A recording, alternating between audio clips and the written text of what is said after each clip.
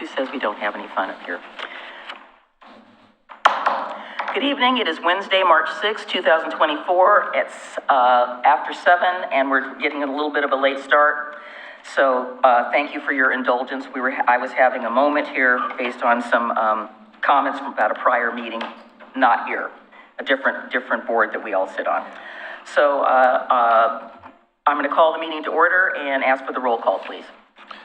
Commissioner Frank O'Donnell. Here. Commissioner Adam Marl. Here. Commissioner Mike Mitchell. Here. Commissioner Rocky Smith. Here. Mayor Denise McGriff. Present. Would you all stand and please join me in the flag salute? I pledge allegiance to the flag of the United States of America and to the republic for which it stands, one nation, under God, indivisible, with liberty and justice for all. Those who should get justice should get it. All right, so tonight on our agenda we have two proclamations. March 2024 is Women's History Month, and I will quickly read that. And I believe we will have some displays at our library as well.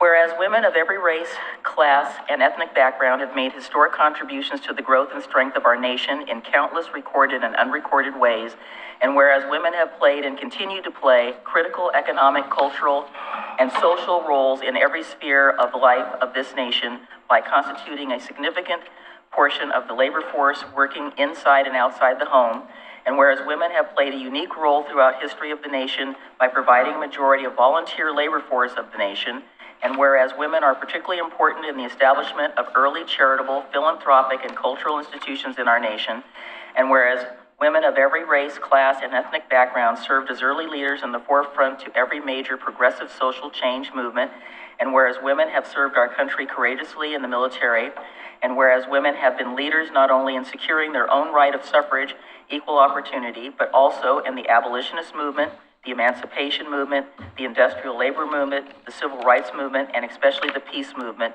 which creates a more fair and just society for all. Whereas despite these contributions, the role of women in history have consistently been overlooked and undervalued in the literature, teaching, and study of American history. Now, therefore, be it resolved that the City Commission of Oregon City does hereby proclaim March 2024 as Women's History Month, and as part of that observance, we encourage all people in Oregon City to join in celebrating the important contributions women have made in Oregon City, Clackamas County, and in Oregon and across America, and I will sign this on the 6th day of March 2024.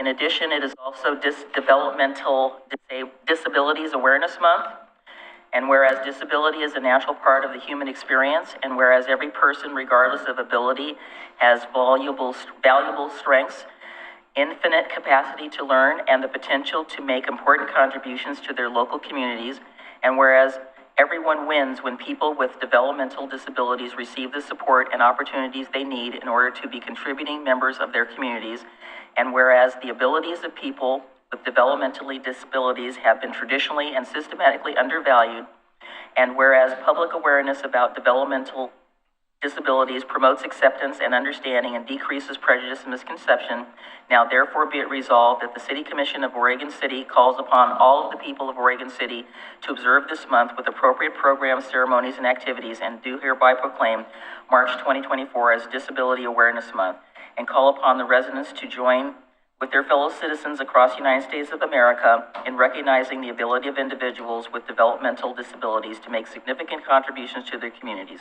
I will sign this on the 6th day of March, 2024. And thank you for that. These were both brought forward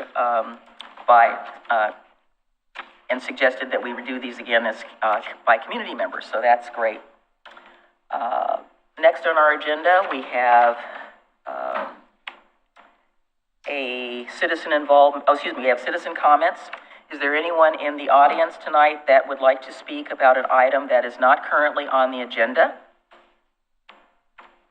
So seeing none, we'll move on to so these are all item 9, that's item 9. Okay, so we'll move on to item 5, and we have an update from the Citizen Involvement Committee, and that is or I should say former chair, Mr. Bob LaSalle, and our fabulous staff, Mr. Jared Lyman and Ms. Hannah Schmidt.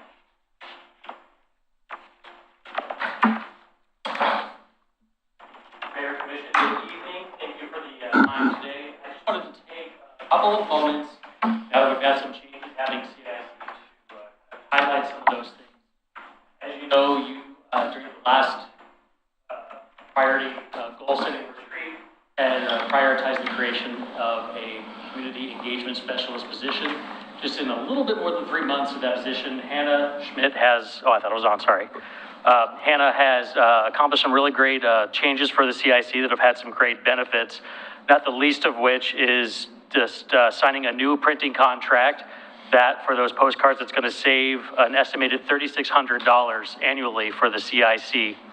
Some additional changes include the creation of email lists for each neighborhood association that's managed by us at the city, so meeting notices and other information can be emailed to residents as well. Meeting calendars for each neighborhood association on the city's website that gives residents the chance to subscribe to updates on those calendars either via email or text alerts.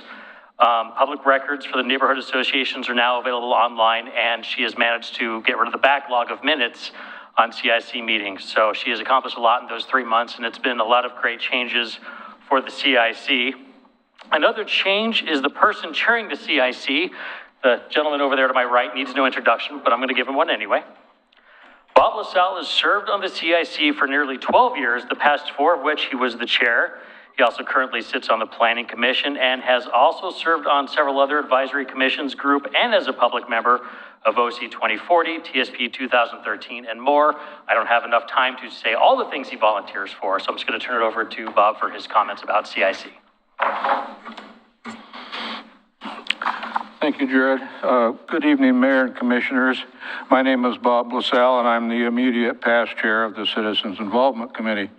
I served for the last 4 years as chair, and per the CIC bylaws, my term limit has expired.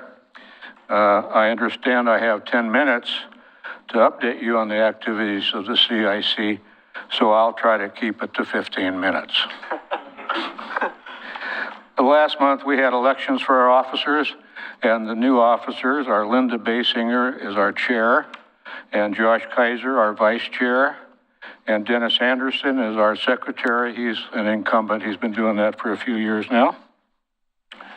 During the year, we welcomed and said farewell to Emma Worth as our staff liaison. She apparently found a full-time position elsewhere. So Jared Lyman very capably filled in until a new liaison was found. And we recently welcomed Hannah Schmidt as our staff liaison. It's now a full-time position as community engagement specialist. And she is doing, I'm telling you, she is doing a fantastic job. Now, I don't know who hired her. Was that you, Tony? Jared. He hit a home run on that one, I'm telling you. I agree. Let's see here. Through her work, many citizens are signing up for electronic notification of neighborhood meetings, which is one of our efforts to address the postcard notification issue. Over the year, we've had several discussions on postcard mailings, as have you, and other means of communicating with citizens. We continue to have quarterly presentations from the Chamber of Commerce, the Downtown Oregon City Association, and Public Works, and these are all. We received an informative presentation from the Planning Department on development and the types of applications. We're really pleased to have access to the library's community room for neighborhood meetings, and Greg Williams gave us a good presentation on facts and stats in regard to the library. Kendall Reed gave a much appreciated update on the Parks and Recreation Department, and you really should give him some more money. We had a presentation and good info from the Homeless Coalition of Clackamas County, and that's, of course, always a hot topic. Christina Robertson Gardner gave us the latest information on the McLaughlin Boulevard Enhancement Program. That's been a long time in planning and still has a long ways to go. We had an economic development update from James Graham. Matt Zook gave us information on the city budget, and we had a good questions and answers discussion with him. The new website was presented by Jared Lyman. A lot of good work was accomplished with tweaks still to be had. Jerry Herman gave us a presentation on the Rivers of Life Center and their commitment to youth and environmental issues.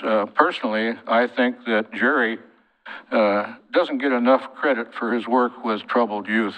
He really does a great job with those young people. Almost everybody's younger than I am nowadays, but they're really young people. We had new City Commissioner Mike Mitchell give us his thoughts as a new commissioner, and I think his main message was, it's a lot of work. Of course, we always get a lot of good information from Commissioner Marl, our City Commission liaison. His participation is greatly appreciated. He always has a lot of good information and input for us. We recently had each member of the CIC give their autobiography, and that was very interesting, informative, and in some cases quite surprising. I'd recommend that every committee, board, and commission go through that exercise. It gets you a chance to kind of know your fellow board members or whatever the case may be. During the budget process, I attempted and failed to get additional funding for the CIC, but maybe next time. In closing, I'd like to say I've enjoyed my time as chair of the CIC. During my term, we went through some really major changes. One of the changes was the establishment of voting rights for each neighborhood representative. Previously, there had been designated a primary and alternate member for each neighborhood association with only one vote per neighborhood. Over many years, every time the CIC members have been given a choice, they've always opted to have each representative have a vote. And the members' wishes are now being realized in that area. Another change was to have the CIC chair responsible for establishing the agenda for all meetings. And I'm not so sure that was such a good idea, personally, but that's the way it is. This has resulted, though, in a larger variety of subjects addressed and consideration of more land use issues than before. Probably the biggest and most important change was the reestablishment of the CIC bylaws. They determine how the CIC is organized, represented, and conducted, and their elimination was a serious matter that has now been corrected. And the CIC is now a truly citizen-driven committee, and we greatly appreciate your continued support. And that concludes my presentation. I'll attempt to answer any questions you might have. Well, I actually have not a question, but I wanted to make a suggestion. So I think it would be very helpful, even though we don't always include business owners, but I think we ought to figure out a way to get some more of our business owners to sign up for our OC News. I find the fact that they appear to not know what's always going on because they don't get trail news. It only goes to our residential addresses. And there's a couple of businesses that I generally will take 4 times a year. I'll drop off trail news to their business. So maybe there's a way that we can figure out how to get more people to sign up for the e-blast, because I think that would be helpful to our business owners. Yeah. It's a different form of citizen outreach.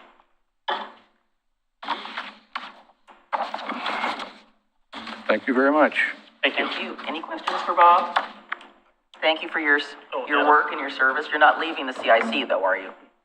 No, I'm still going to be a representative of the Park Place Neighborhood Association. Thank you for continuing to do that. We need that continuity and your history with things in the city, which is important.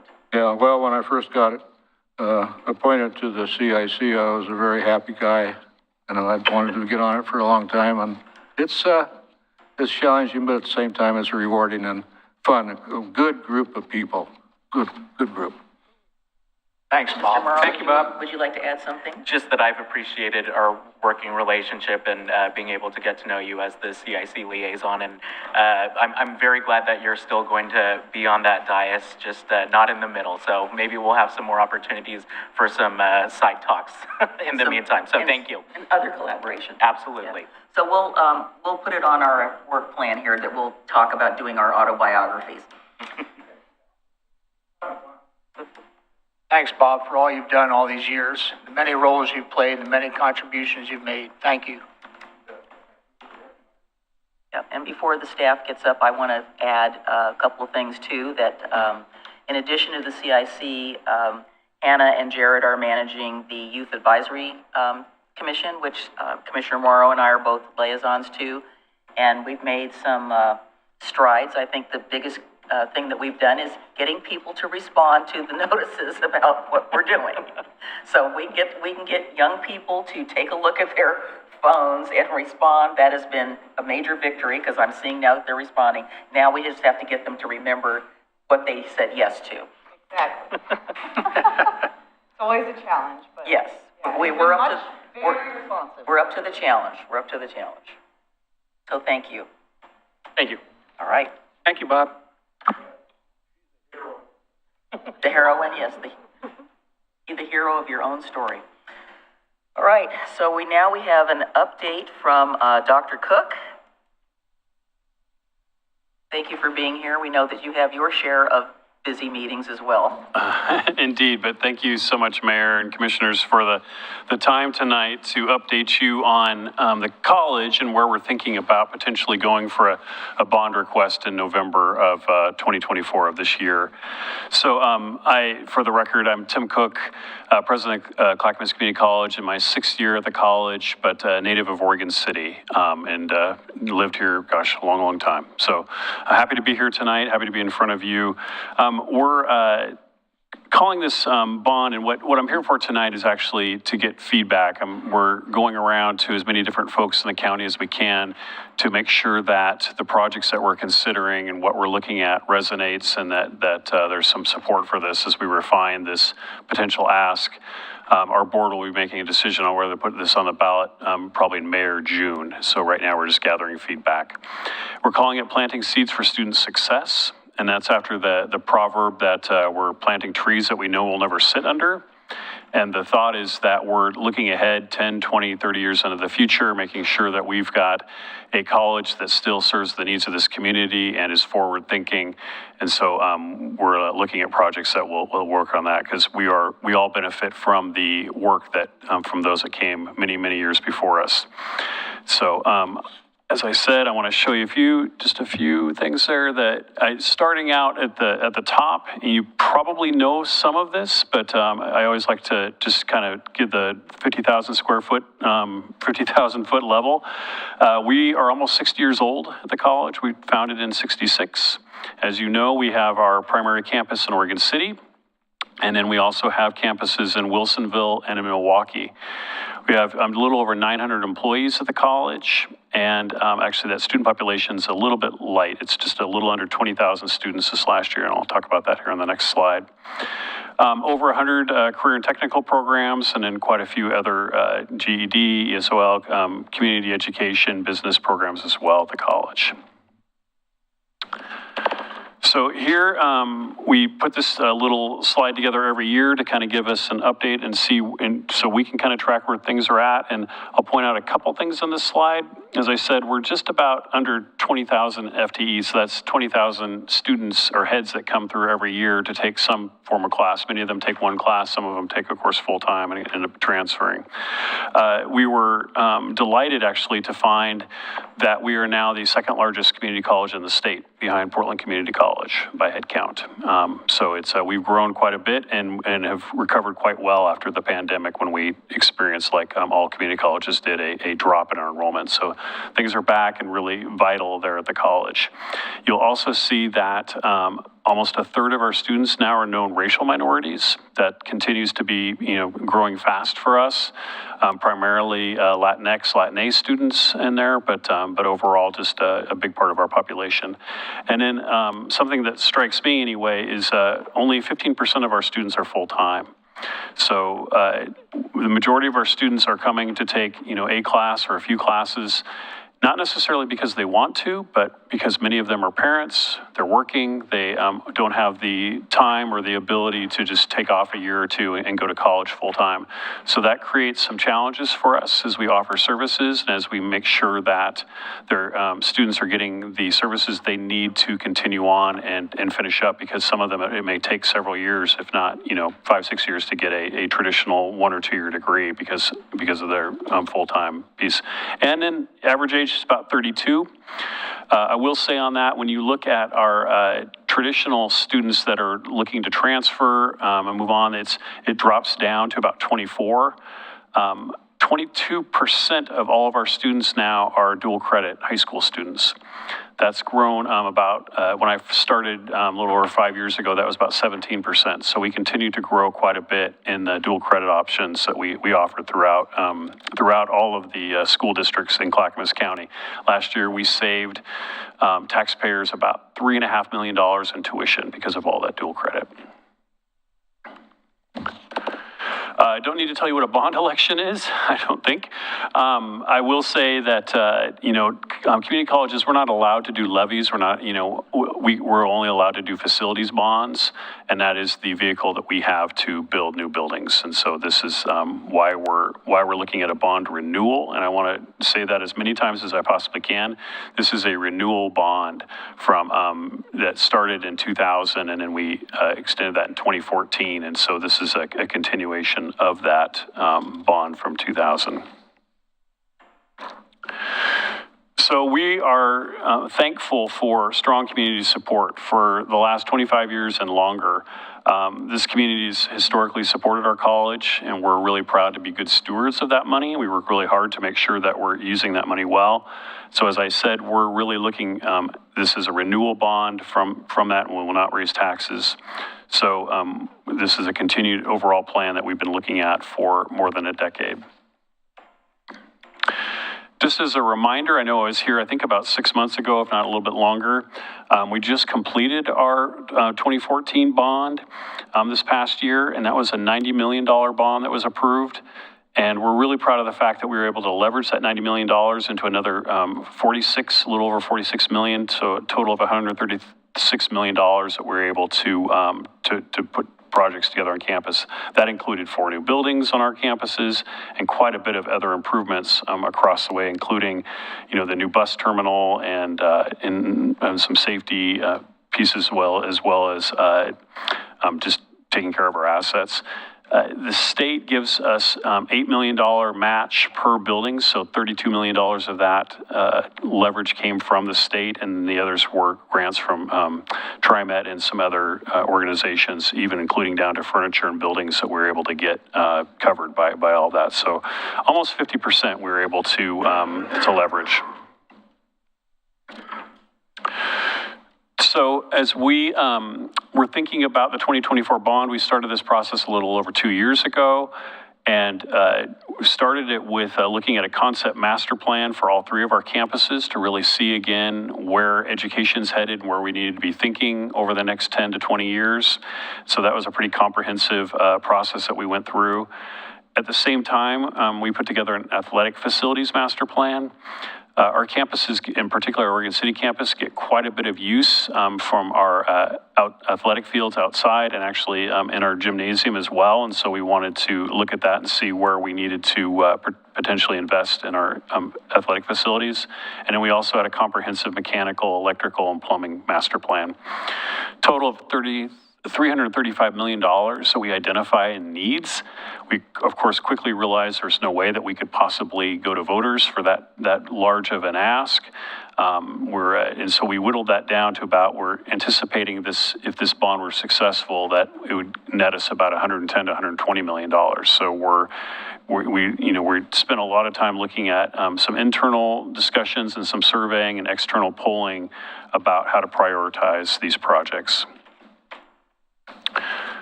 And so where we're at now, we've identified really 3 themes and projects within those themes that I'll share with you. And the first one is we want to prepare students for success in modern learning spaces. As I mentioned, things have changed quite a bit, and we also have an opportunity to do, I think, a pretty impressive project with our horticulture and with the Oregon State Extension Service. And then second, we want to enhance our partner and community connections. Every speech I give, I mention that community is our middle name, and we really take that seriously at Clackamas Community College. We look for opportunities constantly to partner and to collaborate. And so there's some investment in here that we're looking at to continue to enhance those connections. And then third, we want to preserve and maintain those assets. So some of our buildings are now, almost 60 years old, and we want to make sure that they continue to remain vibrant and useful, and even the buildings that are 20, 30 years old really need some investment to make sure that they are still vibrant. As I said, we're in the early phase of this planning, but we are estimating that this will bring us about $110 to $120 million, and again, will not raise property taxes. So the first one, preparing students for success in modern learning spaces. So I think the exciting project that we have an opportunity to build is what we're calling a Center for Excellence in Farming and Agriculture on our Oregon City campus. As you likely know, Clackamas County has one of the largest concentrations in the state of family farms and opportunities to really grow agriculture and work on that. And a number of those have been passed down from generationally. And farming, like many other occupations now, has changed quite a bit. It's very high tech.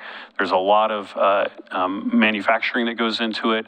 And so we see an opportunity to, right off of Beaver Creek Road, where there's all of the development going on currently, right off, literally next to Claremont Way, right where the Oregon City Farmers Market has moved to create a really almost a demonstration space, a rather large building that we've been approached by the Oregon State Extension Office that they want to come in with us and bring significant dollars to move onto our campus and work with us on that. And then also a number of businesses that work in in the nursery field and the rest to create what we're thinking of as, a very, almost a draw really as you're driving down Beaver Creek Road. You can see, a big opportunity for horticulture, but also our wildland fire program. They literally are looking for spaces where they can have an indoor, what I call kind of a climbing gym with, trees and the rest. And then OSU's extension also is looking for opportunities like that with their forestry department to really highlight that. And then along with those, we see a number of opportunities for demonstration gardens, the Master Gardener program, and the rest that would be all around that space as well. So that is, we've referred to that Beaver Creek entrance in the past as kind of our back door to our campus, but this has the potential to really create, if not, a second major entrance, really, a predominant space that people see as they're coming down. So pretty exciting project that we're thinking about there. Another piece that we're looking at with this is as I said, some of our spaces are older, and there's not as much need anymore for large lecture spaces, lecture halls. Education's really changed quite a lot. And, we offer classes now online, hybrid, face-to-face, a number of different modalities. And we're finding that our spaces need to be upgraded with technology, but also in some cases, we need to create newer, smaller spaces. And I'll give you an example. Many of our students are doing a combination where they might come to campus a couple days a week for a face-to-face class, and then might have a class on Zoom immediately following. And so we're seeing that they're having to duck into a, cubbyhole or, trying to find quiet space somewhere where they can do a Zoom call. And we're looking, creating a number of different, smaller conference spaces or spaces that you can pop into to do small group work or, get on classes. So there's a number of things like that we really need to go back and look at our buildings and really modernize them. Do you have an example of a building you might be wanting to look at like that? Yes, actually, McLaughlin Hall, one of our original buildings, we already have started trying to put some of that in there right now with existing funds. So there's on that bottom floor there, we've got our bookstore, we've got our college safety office, and there were a couple larger computer labs that were underutilized. We took one of those and actually made it into a drop-in childcare center with the partnership with the YMCA. Because we have, Head Start, and we have, on our campus, and YMCA on our campus offering full day and half day. But our students were saying, we really only need it for like an hour or two while we're in class or while we're seeing an advisor. And so we took that space there and created a different part of it. But above that, on the second floor, are a number of those, what I would call traditional classrooms that hold maybe 40, 50 people, lecture style. And, many of our class sizes average about 21, 22. So they're already oversized. So if we're able to really, go in there and remodel some of those spaces and create some smaller collaborative spaces, we'll be able to do quite a bit more on that campus. So, the McLaughlin's a key one. Barlow, those ones that were built in the 70s, 1970, 71, are really good spaces for that. But some of our other, even our buildings that were built in the early 2000s really are prime for looking at some of these pieces. And then really quickly, we're in an environment right now where people are watching this online, where we're collaborating face to face, and this is being recorded. We're trying to do that in just about all of our classrooms as well, a similar environment, so that if you sign up for a class, you might be in there one day face to face, you might be at home, you might be watching a recording, but this kind of high flex technology that really allows people to learn anywhere, kind of anytime, is something that we're looking at. Secondly, we want to enhance our partner and community connections. So there's, regarding STEM, science, technology, engineering, and math, we have an opportunity to put what's called a Challenger Center on our campus. And you probably all remember 1986, the Challenger disaster, when the space shuttle blew up with the teacher on it. There's actually a nonprofit nationally, and there's only one other that offers simulations of either space shuttle travel or different NASA type simulations where K-12 students, college students, adults can come in and actually, be at the command center, be on the shuttle, or do a number of different pieces where they're spending 4 to 8 hours going through a simulation that puts them into space and gives them an opportunity to really look at STEM fields. And this has been really successful in a number of places across the country. The only place it's offered in the Northwest right now is up in the Seattle area. And so we've been investigating what it would look like to put one of these on our campus. And actually I was in DC talking to Senator Wyden and Senator Merkley about some federal dollars too to support this potentially. It's a pretty exciting actually project if we can make that work. On our Wilsonville campus, if you don't know, we do a lot of apprenticeship work down in Wilsonville. We have a long-term partnership with PGE down there where we train all their linemen and their inside electrical and things like that with PGE. But we also do a number of other apprenticeship programs there. We train about 800 apprentices a year over 11 different apprenticeship programs. And we see an opportunity with that Wilsonville site to really make it more of a workforce center, particularly as Wilsonville grows quite a bit. And so we're looking at that as well. And I know some of you have spent quite a bit of time on our campus, either walking or coming to events and the rest. And so we're looking at increasing some of those facilities and enhancing some of those facilities outside. One of the things we get approached about quite often is additional athletic fields, either by school districts, by the Oregon City School District and others, and by community groups that are looking for whether it's soccer fields or lacrosse fields or other spaces that they can come and use. So we're looking to upgrade some of our athletic fields and potentially put in a larger grandstand space around a track and a soccer field that could also be, as far as we know, one of the few places in the county that could really hold a large groups of people for graduations or other large outdoor events. And third, probably not the most exciting pieces, but very, very important that we maintain all of our assets. So we're really looking to upgrade our technology in our computer labs, making sure that we improve our safety and security on the campus, and making sure that we increase our energy efficiency. This picture on the left with our physical plant there, it looks really great. They keep that very clean. It's, painted, so it looks really fresh, but it's incredibly inefficient system that heats and cools our main core there. And so we know that if we're able to put HVAC in each of our buildings, it's going to be much more efficient for the long run and actually save us quite a bit of money. We want to obviously to make sure that it's a safe campus. You may or may not have heard, we had a significant cybersecurity incident in January that we're still kind of digging out of. And so as we think about, IT and some of those needs and some of the rest, we need to continue investing in that in addition to the physical safety of the campuses as well. So as I mentioned, we gained almost 50% in leverage that funding from the 2014 bond. Our goal is to try to get 50% again for this one. And so that project with where Oregon State University's extension would be coming onto campus is a significant one if that ends up coming through, which I think that would be very exciting.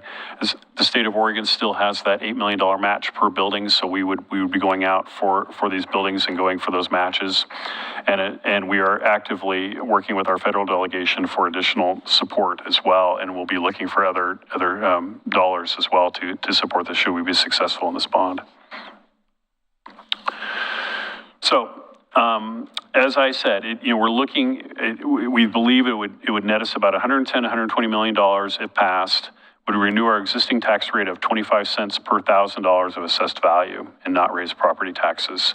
So the average assessed home value number that I have for Oregon City is $312,700 or $78 per year, and what the bond would cost a taxpayer here in Oregon City. And that is my presentation. We have a website called cccbond.org for people to give feedback here over the next several months. As I said, the board will be deciding in May or June whether to put this on the ballot. So we're gathering feedback now as much as we can. So I'm probably out of time, but if you have any feedback for me, I also gave you a packet that has some seeds along with our theme of planting seeds for the future. Those are from our horticulture program, from our students that grew those. So, and then there's also a two-pager in there about the bond, and then a flyer about the economic value of Clackamas Community College, which has quite a bit of information about how much the community benefits from the college and how much ROI we extend to students who come there and to society because of the education of those students. So thank you again for all of your support. You've all been tremendous supporters of the college. Really appreciate it. Appreciate the time tonight. Thank you. Are there any questions for Dr. Cook? I could go on and on, but I won't. I am curious about this. Is an odd question. Do you have a pool? No. Okay. No. And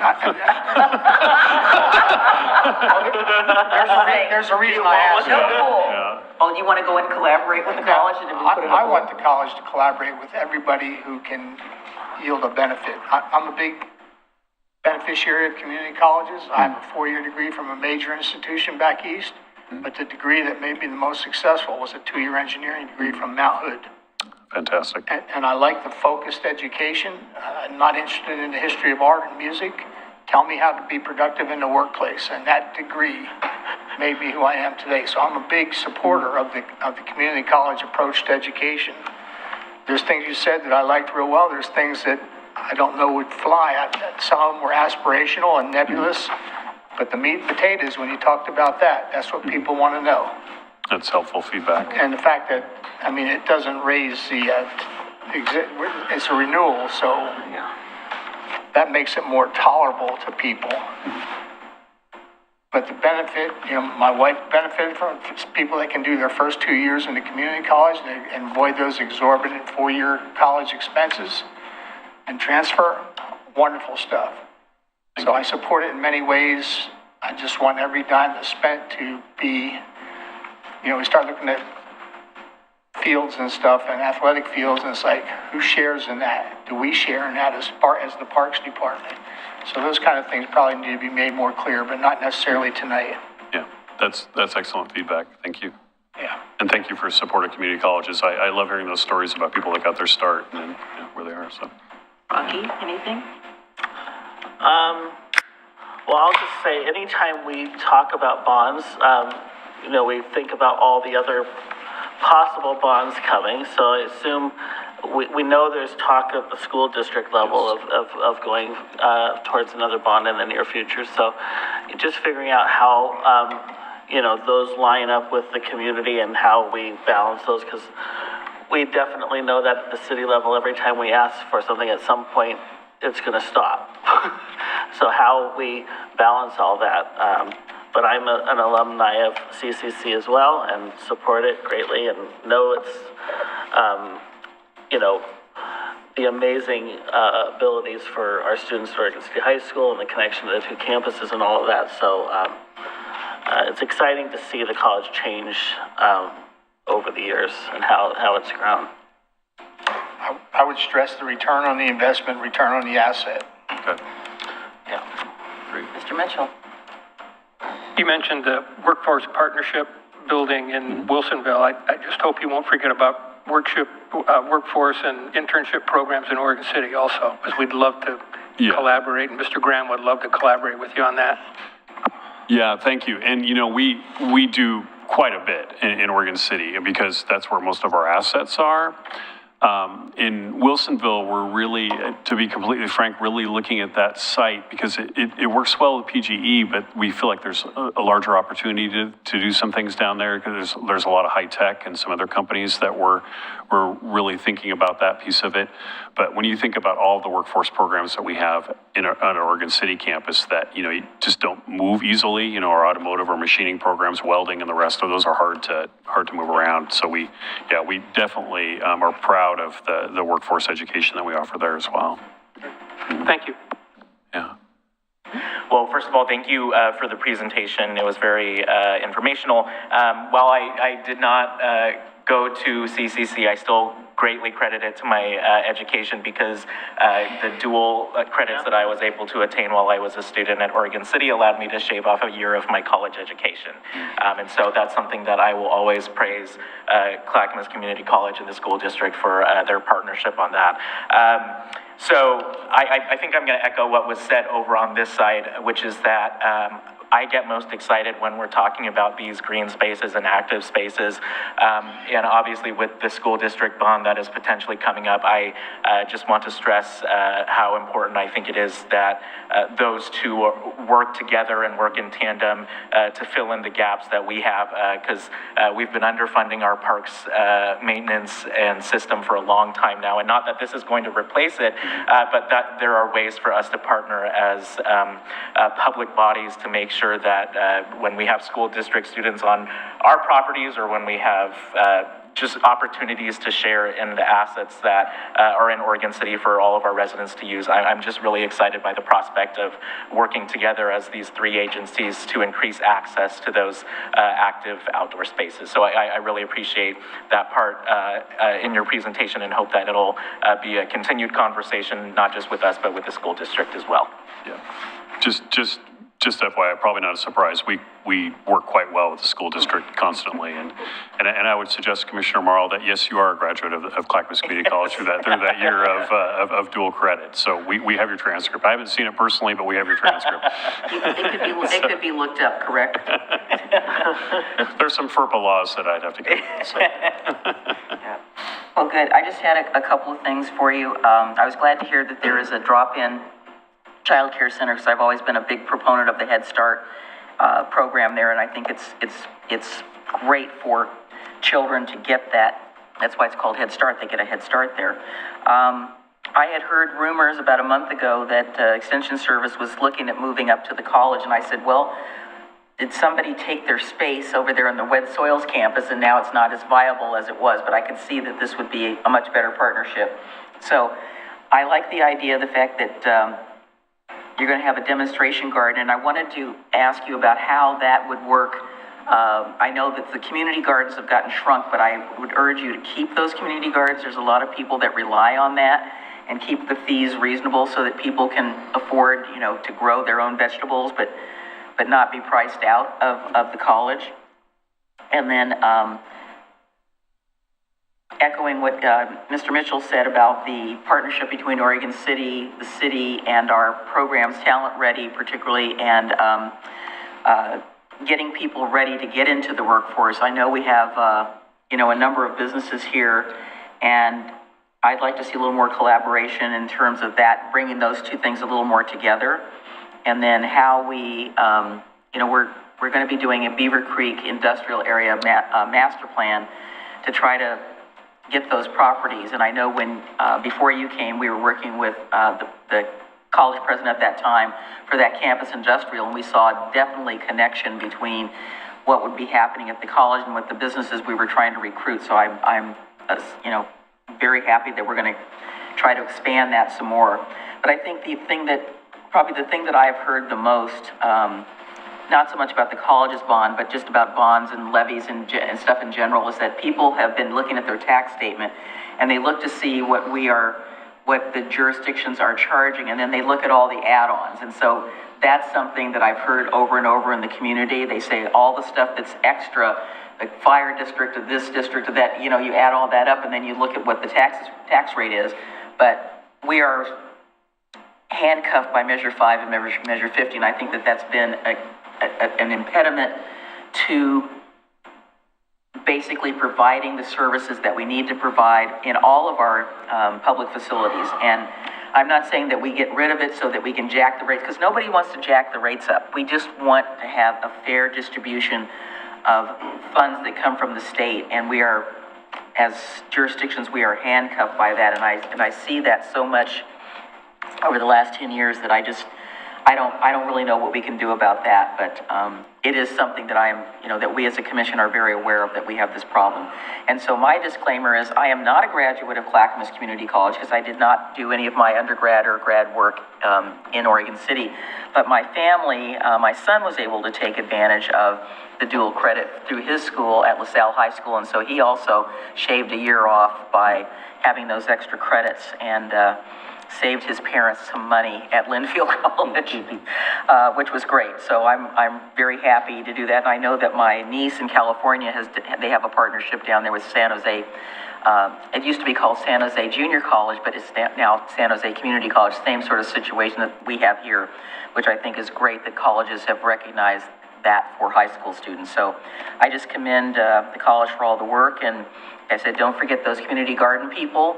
I know they're out there, and I've talked to many of them about that. And I will say that if you have a community garden, please don't drop your zucchini off on my front porch, please, because that's what happened last year.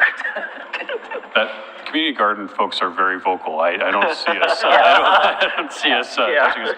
In fact, if anything, you know, with the farmers market moving up there, there's a lot of synergy now with the community gardens, with our organic gardens. You know, our program that we have that grows, and then the farmers market, and then thinking about this center of excellence for horticulture, we see quite a bit of synergy through all of that. So if anything, I don't necessarily want to go on record saying we'd expand, but we certainly wouldn't contract those.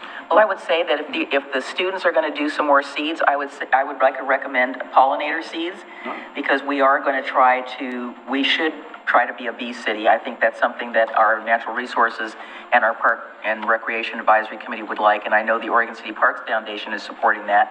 So we can kind of move all those things together to help us get that designation. Perfect. So thank you so much. We'll look forward to more information as you make your decision. You'll see me again. Thank you all for your support. Appreciate Thank you. All right, so we are now at,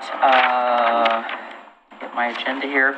We're up now at the adoption of the agenda and looking at the consent agenda. And which items did you want to have another look at here? Yes, I would like to pull item 7E just for a revision. Okay, and what was yours, Michael? Also with 7E. Okay, all right.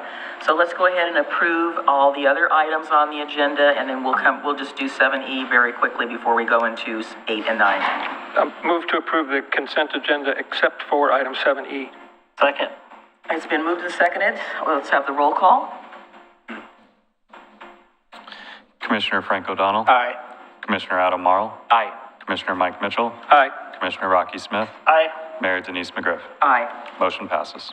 All right, so let's turn to item 7E and let's get those corrections. Yes, so, two for me, when I was talking about, Which page? when it was talking about deed restricted, it says deep restricted, and so just wanted to get that, fixed to deed restricted that I was talking about, when we were talking about But you don't housing. have a page number though. No, I just have the notes. Okay. And then, under committee reports, it, mentioned Commissioner Mitchell giving, an update under my section, and so just having that switched over to myself.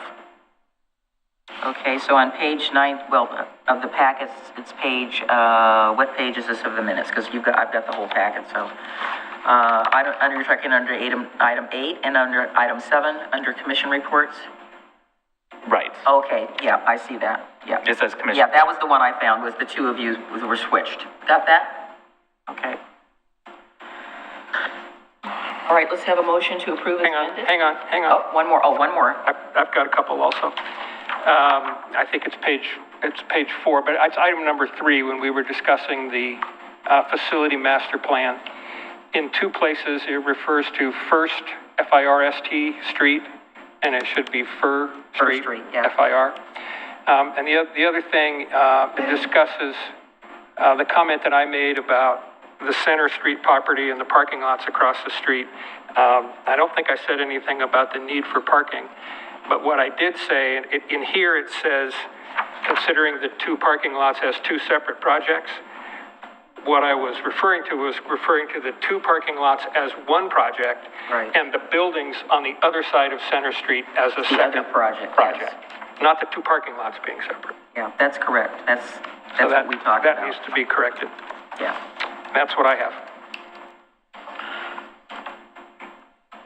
Right? Do we have a motion? I'll move to approve the amended February 13th, 2024 minutes. Second. As amended. I said amended. All as amended. It's been moved and seconded. Let's have the roll call. Commissioner Frank O'Donnell. Aye. Commissioner Adam Marl. Aye. Commissioner Mike Mitchell. Aye. Commissioner Rocky Smith. Aye. Mayor Denise McGriff. Aye. Motion passes. All right. We're good. We don't have any public hearings this evening, and I am going to request a very short recess before we get to item number 9. So let's just take let's see, what is it after? I've got 8:02. Let's come back at 8:08.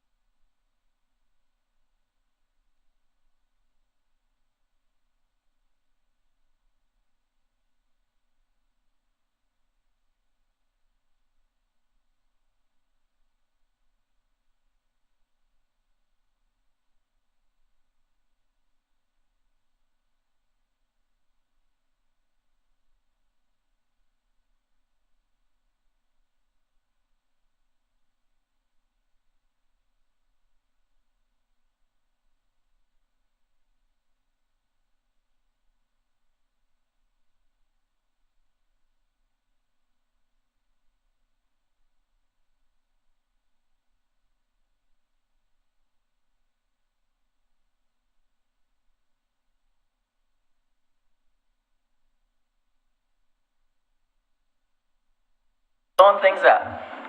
No, it's Frank, I'm here on time. Of course you are.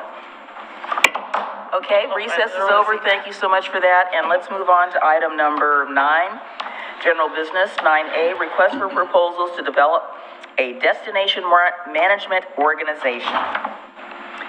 Mr. Conkle, Mr. Graham. Well, Mr. Graham, I guess, okay. Okay, it's Mr. Graham only. All right, it's a Mr. Graham show. I like it. Well, as you know, we're here to talk about the request for proposals in terms of creating a DMO.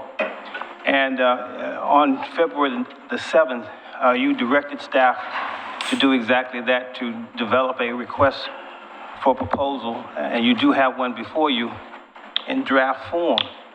There are several important components to this request for proposal, just like to highlight. In terms of the schedule, we are proposing that we receive proposals on April 3rd, and that a review of those proposals would take place on April 17th, and the contract would begin on May 1st. With regard to what we expect from the respondents, well, we're basically saying that we're not seeking proposals on specific strategies as to how to market its tourism market, Oregon City's tourism market. But what we would want to see is a legal business model to eventually implement the community's tourism development strategy. Would you be so kind as to repeat that? Sure. So we're not seeking proposals on specific strategies as to how to market its tourism market, but would be, we're looking for proposals that will provide a legal business model to eventually implement the community's tourism development strategy. So it's a business model and a legal structure and an organizational structure. So it's basically a framework to proceed. We spent a good deal of time defining what a destination management organization is and what a destination marketing organization is. So we put those definitions in there so everyone would know what we're talking about. With regard to the outline of the RFP, we're seeking from the respondents, beside their background and experience in this area, we're also asking that they obviously should have knowledge of the tourism industry in Oregon and the greater Portland metro region. We want them to have hands-on experience in structuring a nonprofit organization that complies with the U.S. Internal Revenue Code. I won't read all of these, but I just want to highlight a few. We also want them to have the capabilities in developing a survey and interpreting the survey results, and also to hold focus group meetings in order to further develop their feedback. We're also seeking experience from them in establishing an operational model designed to function similar to a professional tourism-related business-like operation. We spent a great deal of time in this proposal discussing what has happened in the last couple of years, especially, or actually 3 years since the pandemic, and what the city's role has been in trying to implement the tourism strategy and the amount of money that was spent. And we've also put quotes with each category in terms of where that program came from with regard to the tourism strategic plan. And finally, in this RFP, we listed links so that the respondents could go back and take a look at the various work sessions or city commission meetings where we discussed the RFP. They certainly will see the 3 expert witnesses that we brought in that discussed tourism and DMOs, and so they will get some background relative to our desire to have a framework. So With that said, we'll put it back onto you with questions. All right, let's just go down the line. Questions? Concerns? I think I'm looking for something definitive, and I say that, and I'll give credit to Mr. Don Scott's memo. In the preparation of this RFP, I hope there's some interaction at the preparation. Like, one of the things that he brings up is there was never an analysis of what went right and what went wrong. And I think that would have value to anybody bidding on the project. I mean, that's the fundamental of business operations, called plan, do, check, and act. You plan it, you do it, you see the results, and you act upon it and revise it. So whoever is the people that bid on this or prepare a response to this, they need to be advised of our assets and the many forms they take. Those many forms being whether it be historical or outdoors or dining or any number of assets. They need to be able to come through with not an aspirational document or a nebulous document. They need to come through with a plan, a measurable plan. So, and in my mind, to make an effective response, you have to know what you start out with to begin with.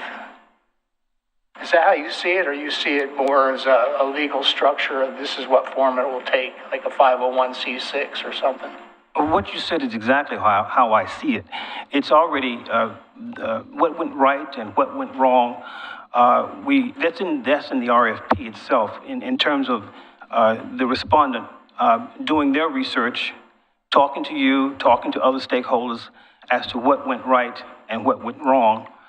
Some of the things that happened with tourism certainly happened years before I got here. But I think that what I know that what you're saying is already here in terms of what we expect the respondents to find out. And of course, the community would be involved in that conversation.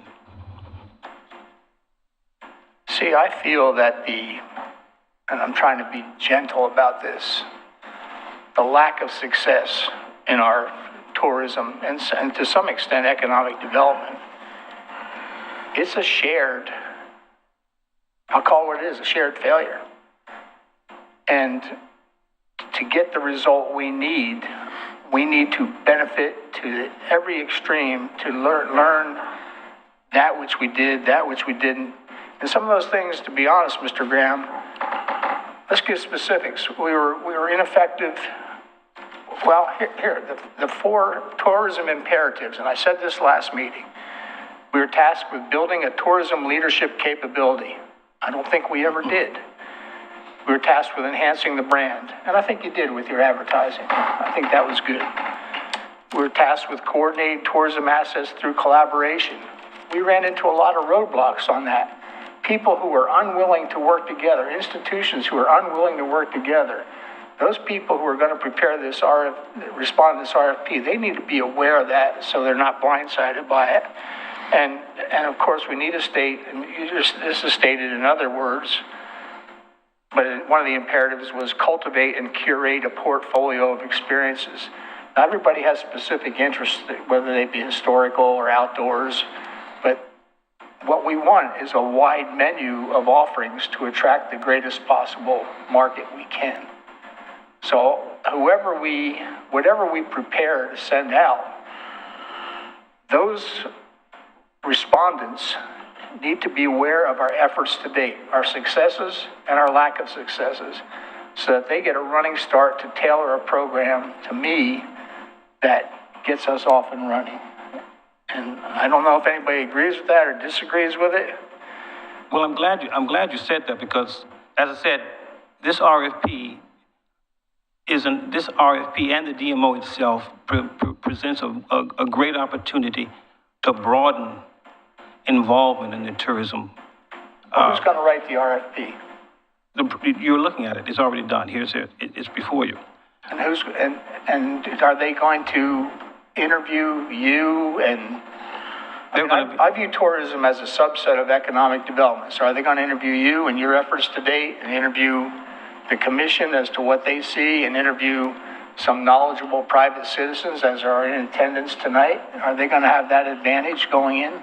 Exactly. They're going to interview all these people, because any consultant who takes on any role, whether it's tourism or anything else, would have to find out what happened, what went wrong and what went right, and also what went right.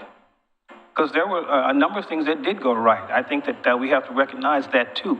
And if we are going to be honest about it, there are a lot of entities, as you alluded to, that are responsible for what went right and what went wrong. And some of those things, as I said, happened.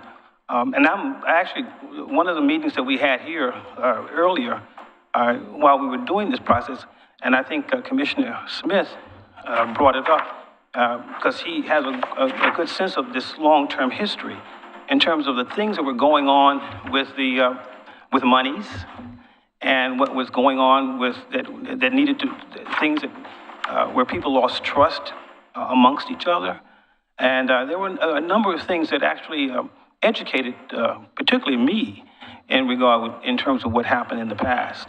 But the past is exactly that, but we have to learn from it.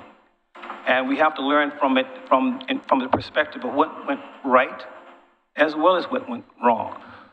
And I don't think we should dwell on one side or the other. I think the interviews will happen once the contract is awarded to a consultant. I guess I just want to be clear. I don't think, let's say we had 10 submitters. Sure. Right, there's not going to be like 10 individual meetings with all those groups before they submit. Those meetings will happen once it's awarded. I just want to make sure, because I was kind of hearing if the consultant was going to have those meetings to know what to submit, but once whoever's successful will then begin that work. I view it comparable to when someone wants to sit on a committee and we're going to choose someone. And we'll say, what do you do when faced with this type of issue? So we want them to know that, hey, here's an example. We struggled with our multiple museums not being able to coordinate ticketing hours, and we struggled with getting staffing. How would you address that? Those are the kind of things that we need to have answers to, not theory. We need reality. Here's how we do that. Here's what we'll do. And here's what we need from you, Oregon City, and here's what we need from your commission, and here's what we need from your staff. And take the benefit of those who are engaged in the tourist industry that maybe can give us some insights. So what you just said is exactly what we're thinking. So in terms of that, we are on the same accord. Good. Okay. I guess part of it is that in the RFP, I don't see that information we've got these other reports, but I think that in the RFP, there needs to be a summary of those very things that are being asked about, which is the thing that was recommended, which is, what went right, what went wrong. I'm assuming that the part on page, 5, you've got, let me see here. Sorry, let me back up here. So as part of the background, is this information under 1, 2, 3, and 4 supposed to be the economic analysis, or, because I didn't think that was supposed to be. I thought there should be more. What you see in terms of the background reflects tourism in Oregon City within the last 3 years, in terms of the pandemic, what happened during the pandemic, how we continue to carry on with tourism during the pandemic. You're talking about the background, correct? Yes. Okay. But I mean, I'm saying that doesn't substitute for the financial analysis. Well, no, it doesn't substitute for financial analysis. I think that the consultant would come on board and do that kind of work, but it's important for us to allow that consultant, whoever's chosen, the freedom to dig into that. Well, why don't we just put it, packages up and put it there? I don't want to pay for somebody to do a bunch of research and take a bunch of your time interviewing about what was happening. We can put a summary and say, this is kind of what happened. Well, I think that's going to happen anyway. I think it's going to happen anyway. It's going to happen anyway. So I think we just need to just go forward. I mean, I guess part of my, frustration with a little bit of this and the thing that we talked about is that, I'll use myself personally as someone who's a docent for one of the house museums. With the training that was given, it was great training, but there was no way to really implement it. And that's continued to be my frustration. In order to bring everybody in alignment, there was some financial support that was going to be available to hire some. We couldn't hire anybody. I mean, if I'm looking at all the trouble that the Trail Center's having in bringing on people to work there, the smaller museums, including the one I volunteer at, we've just had no success at all. And it's probably crossed through the industry that everybody says they're hiring, and there's all these people saying that they're out of work, but nobody's getting employed and nobody's working. So it's one of those where maybe the two weird universes are clashing with each other, because it seems like an oxymoron. If people need jobs and there's jobs out there, these obviously aren't the jobs they want. So I don't know what the answer, to that question is. Well, it's interesting that you're absolutely right. But keep in mind as well that the for-profit side of things in terms of tourism is doing quite well. The restaurants are doing well. The hotel is doing well. The for-profit side of it is doing well. It is the nonprofit side, as you mentioned, is struggling, particularly with an aging volunteer base and unable to stay open on a schedule. And also programming. I think once you go to something once, you've seen it once. And it's important to have programming to sort of provide a variety. And that's what staff actually tried to communicate to a lot of nonprofit entities here. You've got to do more than simply showing people the furniture, but they need to see programming. And even when we had our tourism market specialist here, he was also making that point as well. And he did a very good job in marketing Oregon City's assets. And it's not lost on that. But those were the things that went right. And we have some challenges that we have to overcome. And it's important, and even you said yourself, even at the last meeting, we have to get out of the mode of me. And everyone's looking out for their own interest. So that's also part of this. There is a concern, I'm sure, that people are concerned that they're going to lose control and lose lose the piggy bank that they're accustomed to going to. And I think that that's important to realize. Because when it comes down to the money, as we've all agreed to, it's important to market the entire community and not just a piece of it. General marketing and promotion.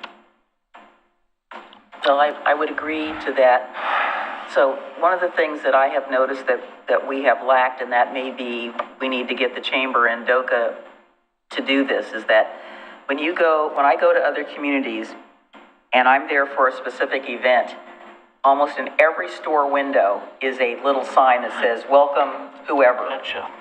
I've never seen that done in Oregon City, only on a very limited basis. And we never got around to training of the staff, because staffs at these places, so maybe the restaurants are doing great, but if I'm somebody from out of town and I say to somebody in a restaurant, where are other good places to eat? They don't know. We handed out that wonderful pamphlet that we have, and maybe we need to get more of them to be put on their counters, because I don't see them on people's counters. The blue shows you where everything is. DOCA has them in their office, but I don't see them other places.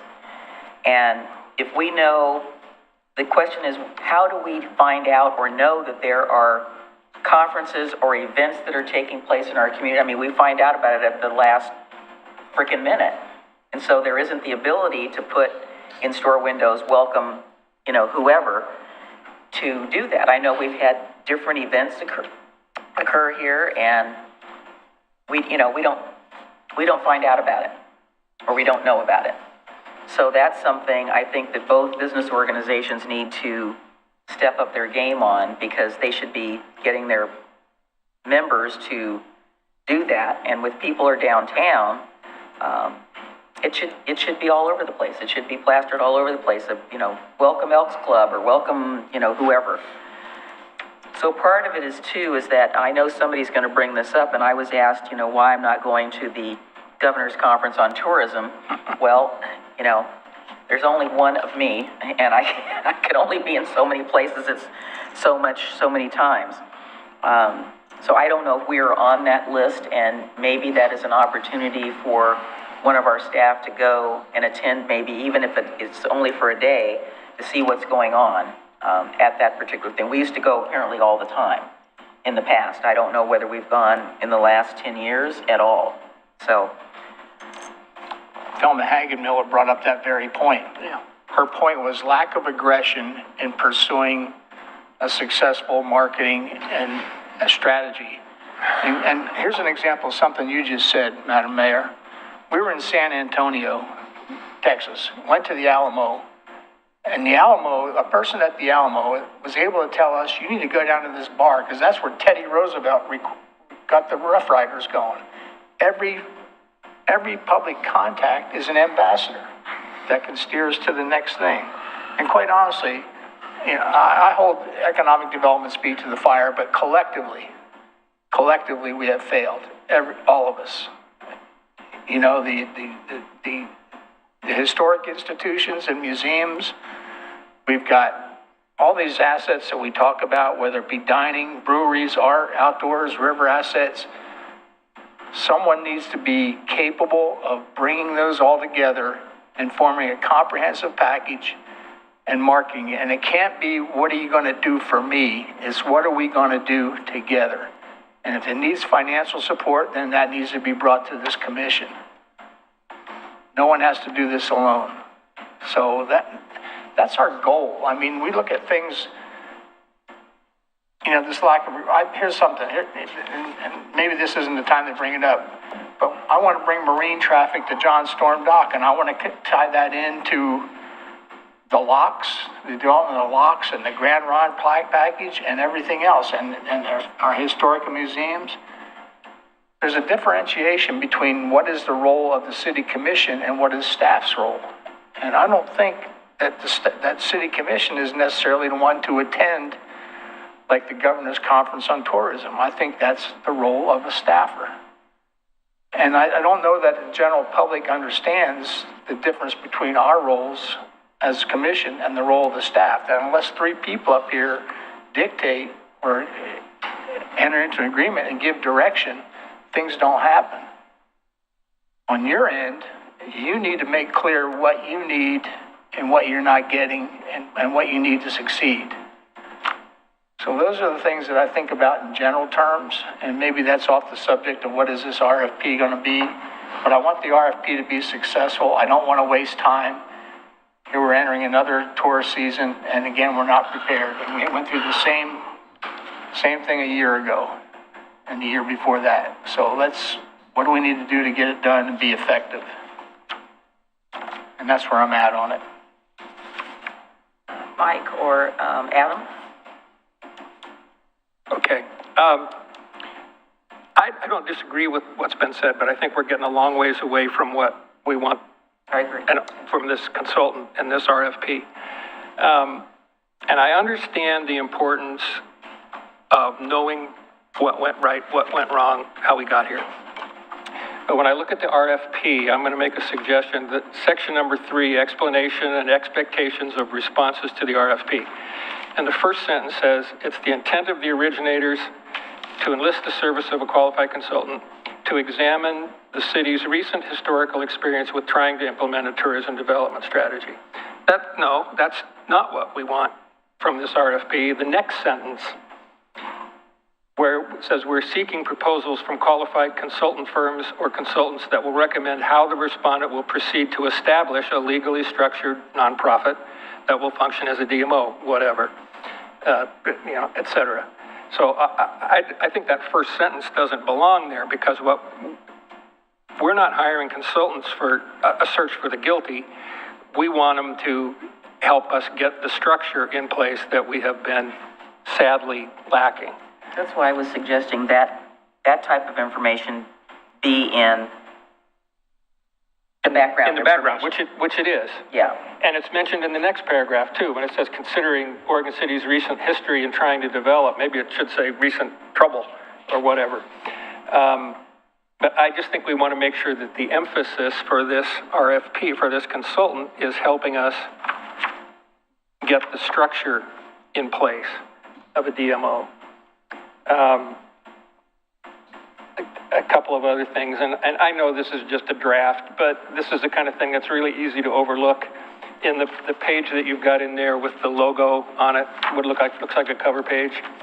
It says City of Oregon instead of saying City of Oregon City. And then the other thing I was going to bring up, and I don't want to get into wordsmithing, but it is troublesome. In section 4, RFP outline submittal, and there's items A through K. Items F and J. F says experience in conducting tourism marketing data and analysis of Oregon City over the last 7 years. Well, nobody has experience and expertise in doing that, because we haven't done that. Right. Maybe it's ability to do that. It would be the right word, but nobody has experience in that, or nobody has experience in providing feedback of what went right and what went wrong in item J. Again, that's something that we want somebody who has the ability to do that, but it's not a qualification, because, nobody has the experience in doing that. At first I was troubled by how much background information there was there, but listening to the other commissioners, I've changed my mind about that, and I think that is important information to have in there. I just want to make sure that the emphasis of this RFP is that the consultant is to guide us through the process, legal and structure and who all is involved of creating the DMO. Not what as you said in your introduction, not what the marketing strategies are. That comes once the DMO is in place. But this RFP needs to concentrate on, here's where we're at. We need your help figuring out how we got here and how we can make it work the next time. But the end result is a legal structure and a formative structure for the DMO, which will make all those other decisions happen later. So, just so I understand, your section 4 RFP outline submittal? Yeah. You said? The wording in F and J, where it says experience. Okay, so one F. says experience and one says expertise. So and it's more like the ability to do that or the capability to do that. But they're not going to have expertise in data analysis of Oregon City, because we haven't done that. It's one of the things we need to do. I think I think it reads, maybe there should have been expertise in conducting comparative tourism market data and analysis of Oregon City over the last 7 years. So have the ability to do that. Yes. Okay, and then the other was, you said J? J was the other one that Experience in sounds like they have it providing already. written feedback. Not necessarily about Oregon City, just you've done this for other jurisdictions. I guess when I read that, that's what I'm reading. But you think well, you're reading it says different? past and current efforts of Oregon City. Yeah, that's not how I read it. Well, I think it would not only be Oregon City, but if the consultant has experienced the same encounter in another jurisdiction, how did you resolve it? Right, and that's what it's, like if you look at point E, it says expertise in other communities within the Portland Metro region that are relatively similar to Oregon City, and that works. That's the kind of experience we're looking for. And I'm sorry, I kind of drove us into weeds on that. That No, wasn't it's the main it's point. the wrong That word. wasn't the main point I was trying to make. It's the I wrong just word. wanted to make sure I was understanding, because I understand why you're reading it that way, and I think I was reading it a little bit differently. So I think it's just clarifying that they have the expertise through education or other places to do that in Oregon City. Yes. Right, that's That's what it. it should say, Yeah. not that they have the experience from Oregon City. Yep, that's it. Gotcha. Well, they'll be made aware of the Oregon City experience. You take the museums, for example, the inability to establish commonality of ticketing and hours of operation and to fully staff it. Okay, that's been our experience. Did you experience that elsewhere? How do you resolve it? What assets need to be brought to bear to solve that? Right. What technical knowledge do you bring Here's how that we can be resolve it. applied here or Yep. interprets what happens? Yeah. Right. So this is the prove that you have this experience, ability, professional skills, talent to do this for the city. Right. I think that's what you're saying too. I am, and honestly, if they're aware of our experience to date, they may be able to say, you know, I've had a similar experience in this ABC, locality, yes. and here's how I solved it. Right. And that makes them a better choice, because they've dealt with it.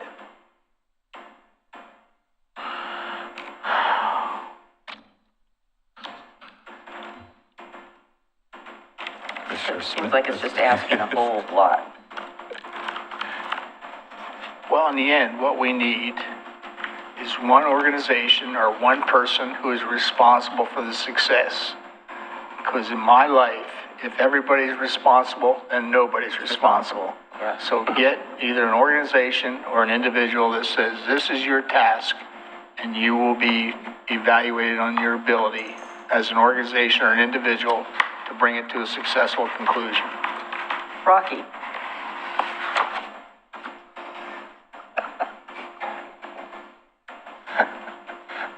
I really don't know what to say.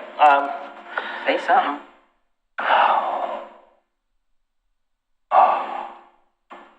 I'm trying to tackle all this. I guess, the conversation about the background piece,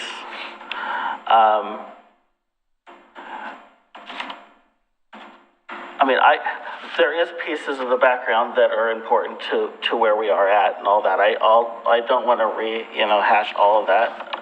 But I also think to simplify it and say, well, the issue, and one of the issues is coordinating hours and coordinating ticket sales, whatever, but it's all multiple different agencies and whatever. I'm looking at this background, and the majority of the background is talking about what I'll say what our economic development department initiated. I won't say we initiated it because we never approved the economic development plan. We never put a stamp on saying that this is what we thought were the categories that we should do. And so I guess and I think there was some successes in this post-pandemic destination ready. There was some successes, there was some major failures. Because at least along the lines of that idea of consistent ticketing and consistent open hours, the museums, those entities aren't against that at all. So to imply that is not exactly reality. What's reality is each of those museums are operated by different organizations, which is part of the complication. Part of it is the past, which is part of it. The other part of it is they all have individual different needs, right? And honestly, the goal of Destination Ready was to institute some specific things to try to address what those specific needs were, especially the component that was the Concierge Institute, which started with the idea of if you all go through these trainings and we find out what each individual organization needs, we will give you grant money to solve those specific things. But that never happened. And so midway through the Concierge Institute, most of the organizations pulled away from it because they didn't know what direction it was going. And so that in itself was not successful. Question there. All of that's... Question there, because after the concert, and I don't want to go, I mean, we're getting off the topic, I think, but No, I'm not going to go far into that, but I'll let you go, but I want to go back to that piece. sure, because after the Concierge Institute ended, Yeah. we actually tried to keep our promise. Matter of fact, and also talked to I remember Daniel and I talking to each Yeah. one of them and basically saying, what do you need now that you're finished? Right. And what we got back was, well, we can't stay open, we need volunteers. Right. We can't do this, we can't do that. We've got a whole slew of things that they could not do. Right. And so, when you hear that over and over again, it's not true that we didn't fulfill our obligation. It's that organizations were not willing to take responsibility for the resources that we were going to provide. They just wanted the money. And there has to be some responsibility. You have to stay open. You have to do things in order to help the customer understand what's going on. Well, and there also has to be a process to give money to individual organizations in an equitable way so the organizations don't go against each other like they did before, and which was starting again. That's where it all falls apart. So I don't want to go into all of that. All I want to know is if this presentation or RFP is presented in this way, I guess the question is then where's the starting point? And I know that part of this RFP is to find out where the starting point is, because I don't necessarily, I guess by spelling out these programs, it kind of implies we've put some investment into these programs, and that's where we're going. And I don't know that that's true. Is the starting place to go back to the original plan and start from scratch? Because the truth is, the only reason we're having this DMO discussion is because the individual organizations that economic development was working with was not happy and started discussing an idea amongst themselves to create a DMO to take tourism away from the city completely. And then in respect, this becomes up because of conversation. So there's a lot more involved in it. I don't want to invest more years in restarting and restopping. I want to make sure that after this RFP happens that we're starting and we're going. And I don't know if that means, the truth is if these bullet points in the last three, the destination ready had been effective, we wouldn't be having this conversation. We wouldn't be talking about GMO. We'd be still having economic development going forward, doing its tourism plan. So we're here because that didn't work. That's right. So why are we spelling that out as if that's our starting place? Those should be bullet points to say, this is what we tried to do. Was that the right thing? Was it not? Do we scrap it? Do we start over? Do we, that's, and now maybe that's a generalization, and I get that because there were some successes in there, but I don't think this conversation would have been, a DMO conversation would be happening if tourism has been going well with the city leading it. This was a bypass to say, okay, we know that the community is going to yank tourism from the city, so we better have this conversation. That's the way I see it. And I think, like I said, it's a little bit of a generalization, but I just want to make sure that whatever comes back to us is a plan, or at least a way to start. We start immediately. I don't want another season. So anyway, I don't know what else to say other than that. I could get into a lot of other things, but it's not going to be effective. And this is the same conversation I've had 10 times since I've been here 15 years, and there's nothing else to say.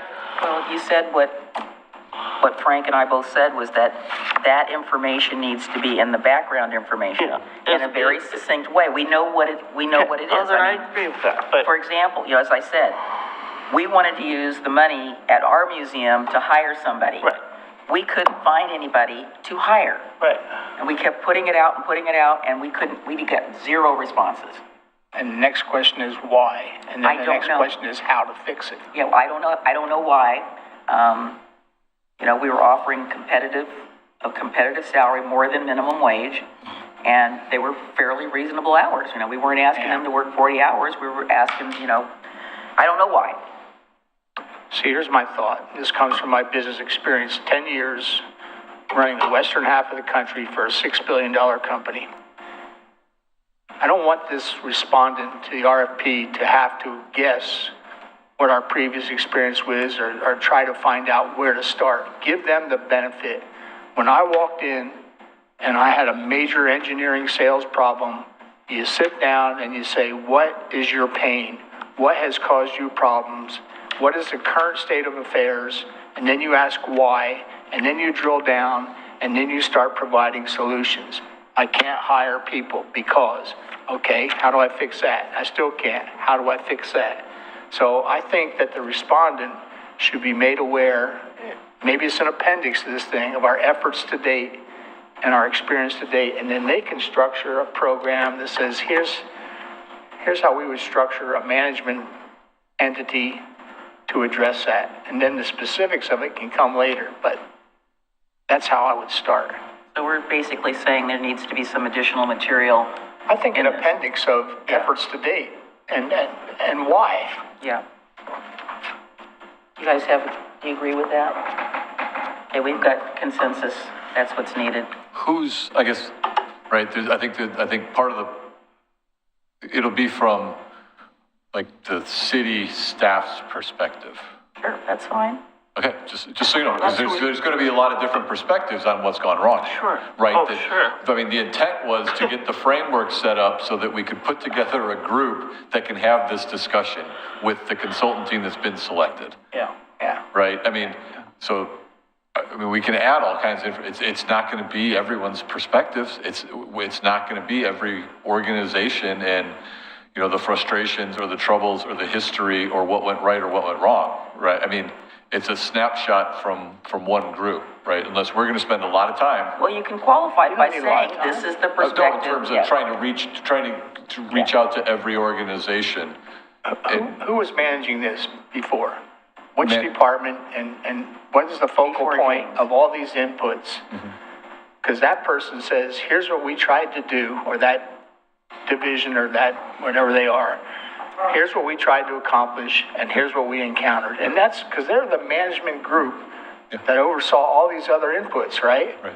And then there's other inputs after the group is selected, the DMO select, then they can have that additional conversation. Go, well, that's not how we saw it. And I'm okay. I just wanted to clarify that that's kind of when I'm You hearing got to start this. somewhere. Yeah, You're you're right. gonna Because give even what. right now, I think Commissioner Smith probably has a different perspective than we do as staff, right? I mean, Sure. just because of the history and the relationships. But I just wanted to clarify that, you know, if we're going to add this, it's going to be kind of from what we saw. It's not going to be a comprehensive. No, you're going to say that this is SWOT analysis this is of the all city's everyone perspective. involved. That's how you're going to qualify. This is what we saw. It goes, I gotta say, I don't think that belongs in there. Because you're gonna get, from 10 different groups, you're gonna get 10 different perspectives. If you look at item J, we're asking for experience in examining, presenting, and providing written feedback of what went right and what went wrong. That's a part of what they are going to discover, rather than us telling them what whoever writes that section of the RFP thinks what went right and what went wrong. It's a starting place. That's why I think it needs to be. But it could be entirely wrong. my response to that, I don't think it's with all due entirely wrong. respect, Yeah. is if the customer can't define his previous state of affairs, his current state of affairs, the difficulties he encountered, why should the respondent have to wander around the block to try to find out, well, what did happen? Well, here's what we think happened. So you give them a starting point. And again, their perspectives can be different. But maybe then they'll go talk to the museums and go, well, that's not the way we saw it. We were willing to do, well, okay. And it becomes, well, guess what part of the problem was? Communication, right? And that's how, you gotta start somewhere. So that's why I think an appendix of efforts to date and challenges to date or whatever. And it might not even be competent, it'll give them a darn good starting point.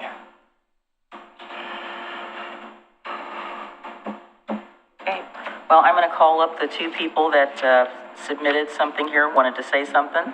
So Thelma and Don, come on up. You can sit at the same table, different tables, whatever is appropriate. Okay, I'm not gonna make you. Don't This sit is next. the problem. This is the Selma, problem. don't sit next to Don. He doesn't want you to sit next to him. A visual aid. That's right. Uh-oh. Kick her out, Don. Is that Go mic- ahead. Let's have Thelma go first. Is that mic on? I would like Thelma to go first. Is that mic displaying red? Is it on? I don't know. Well, they're gonna push the button. Push the button on the center thing so it comes on. Green? Yeah. Green means go. Okay. Good evening, Mayor McGriff Pull it and down. Commissioners. A little Pull further. it down. Thank you, dear. Okay. Better? Yep. Fantastic. Good evening, Mayor McGriff and Commissioners. My name is Thelma Hagen-Miller. I am a resident of the unincorporated area of Clackamas County known as Oak Grove. I do not intend to repeat the information I shared with each of you by email this afternoon. Not going there. I own a business in the tourism industry, which I established in 1986. My credentials include being the volunteer chair of the tourism team of the Oregon City Chamber of Commerce from 1987 to 1994. Even though my business ranges all over the Northwest Oregon and Southwest Washington area, I have focused on Oregon City and what it has to offer to the tourism industry. Tonight, I speak to you as the volunteer co-chair with Don of Oregon City Heritage Coordinating Committee. OCHCC has placed a mini float on in the Rose Festival Parade for the last several years, exposing parade viewers to what Oregon City has to offer to potential visitors. This spring, OCHCC will be putting together a FAM tour, that stands for Familiarization Tour, in the city, targeting frontline staff at the state visitor centers and the area hotels. Both the float and the FAM tour require money to pull together successfully. So OCHCC will be back before you asking for dollars from the transient room tax to complete these endeavors. Thank you for listening.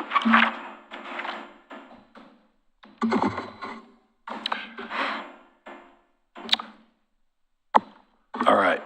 My name is Don Scott, and I live just outside of Oregon City. I've been a resident here since 1980. Past board member with Commissioner Mitchell on the DOCA board. Volunteered on a lot of different things. As Thelma said, I'm currently a co-chair of the Oregon City Heritage Coordinating Council. And I've been listening intently with the conversation tonight, so I'm going to alter what I was going to say a little bit. But I really wanted to focus on one specific issue that, and it's actually a part of the staff report that I actually agree with. But it's, for me, become kind of an elephant in the room. And I want to make sure everyone is aware. I'm not trying to point fingers, blame. That ship has sailed. My intent is, it's based on my experience, as Commissioner O'Donnell said. My career, 32 years in consulting, it was gathering data, compiling data, analyzing data, checking the result. What do you need to alter?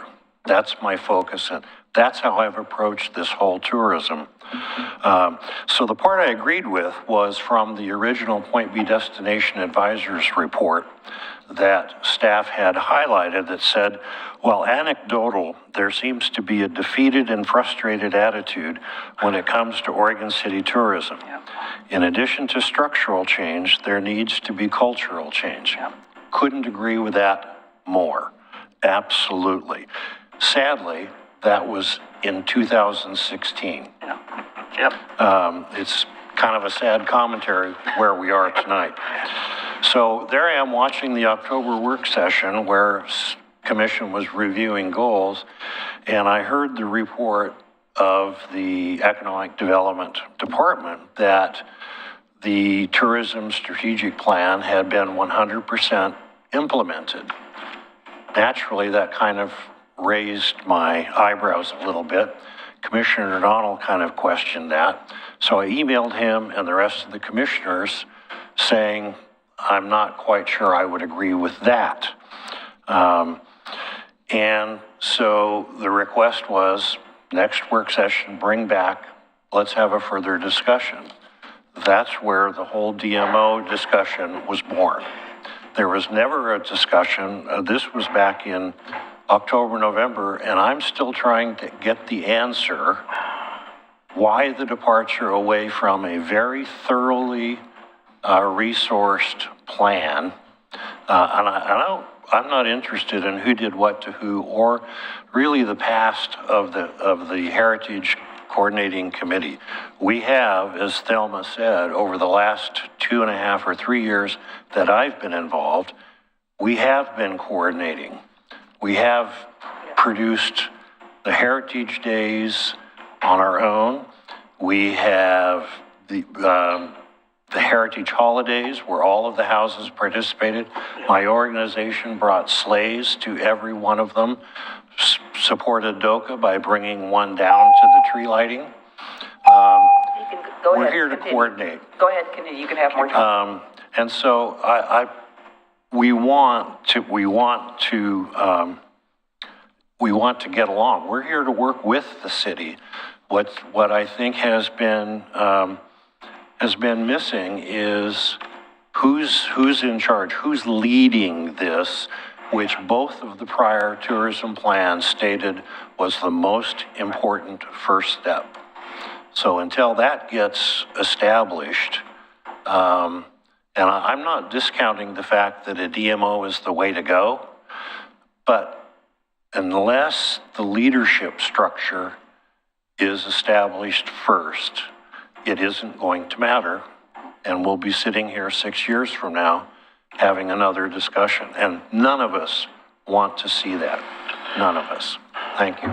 Well, when you say leadership structure, are you talking about internal to Oregon City or external or the DMO? I think it has to start with the city. As you'll see if you go through both of those prior reports, ultimately they led to a DMO. But that was not the first step. Establishing leadership. In fact, the latest report, the Coraggio report, showed the funding of a full-time person in the city designated to run tourism. Not just the marketing of it or any of that, but to be the tourism head. That's the way it was planned to start. And I understand that Mr. Graham wasn't here when that plan was approved, and I'm sensitive to that. But until someone can show me that that plan is not a workable plan, I'm still trying to get an answer to the question, why didn't it work? I don't know, and I'm as most of the commission I think has said, I don't think we don't need to pay a consultant to find that out. We as a city, as stewards of the resources that the city has put into this, we should be interested in that and finding out that question, an answer to that question. Well, I think fundamentally that's the question that we need to answer before we put out an RFP. Thank you. If I may. Well, I thought the point of the RFP was to guide us into creating the management structure. yes. Which is the leadership structure? Yes. I apologize, that's not the way I read it. The way I read it was moving the leadership out of the city, and I'm not the coordination between the city and the DMO and all of that. There isn't a strong sense of ownership of it by the city and what I have seen and read. Well, I think that's because the DMO has not yet been created. But if you look at Wilsonville and McMinnville, they didn't start their tourism program by first thing, starting in DMO.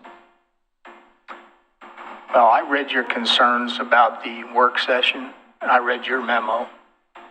And I do agree, we failed to build leadership capabilities, right? That's the first thing you have to do.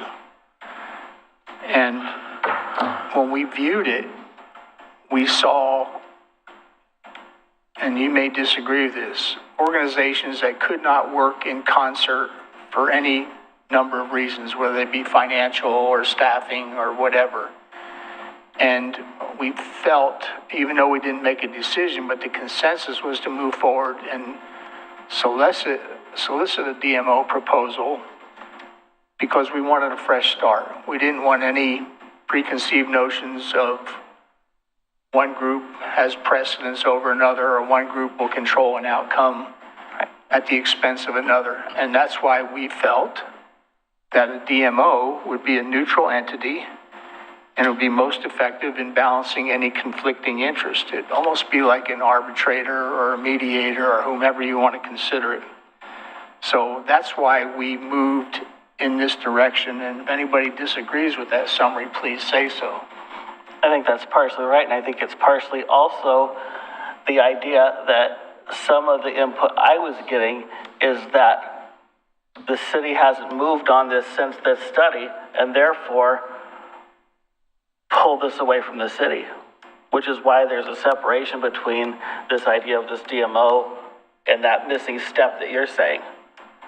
Right, because it was to silo it away from. Yeah, I agree with that. It was to silo it away from input from these individual organizations and an influence of the city staff directing it a certain way. It's so that it is start from scratch. And so we are in that limbo, but that's kind of the answer. Well, I would also like to address some of the comments tonight about the common hours and all that. Yeah. Every entity in our group is open to that. But imagine the challenge if employers who can pay people are having trouble hiring. Right. Imagine trying to get volunteers. Yeah. That's talking about pay. Yeah. The city was going to help us pay. I understand that, and it's not lost on me that the one of the historic houses that probably has been most successful with events and going above and beyond just tours is the city-owned Ermitinger house that has some paid staff. Yep. And so the question is, I understand the heritage assets in this city are tremendous, but they're a nightmare to organize. Yeah. They all have separate boards, separate sets of volunteers.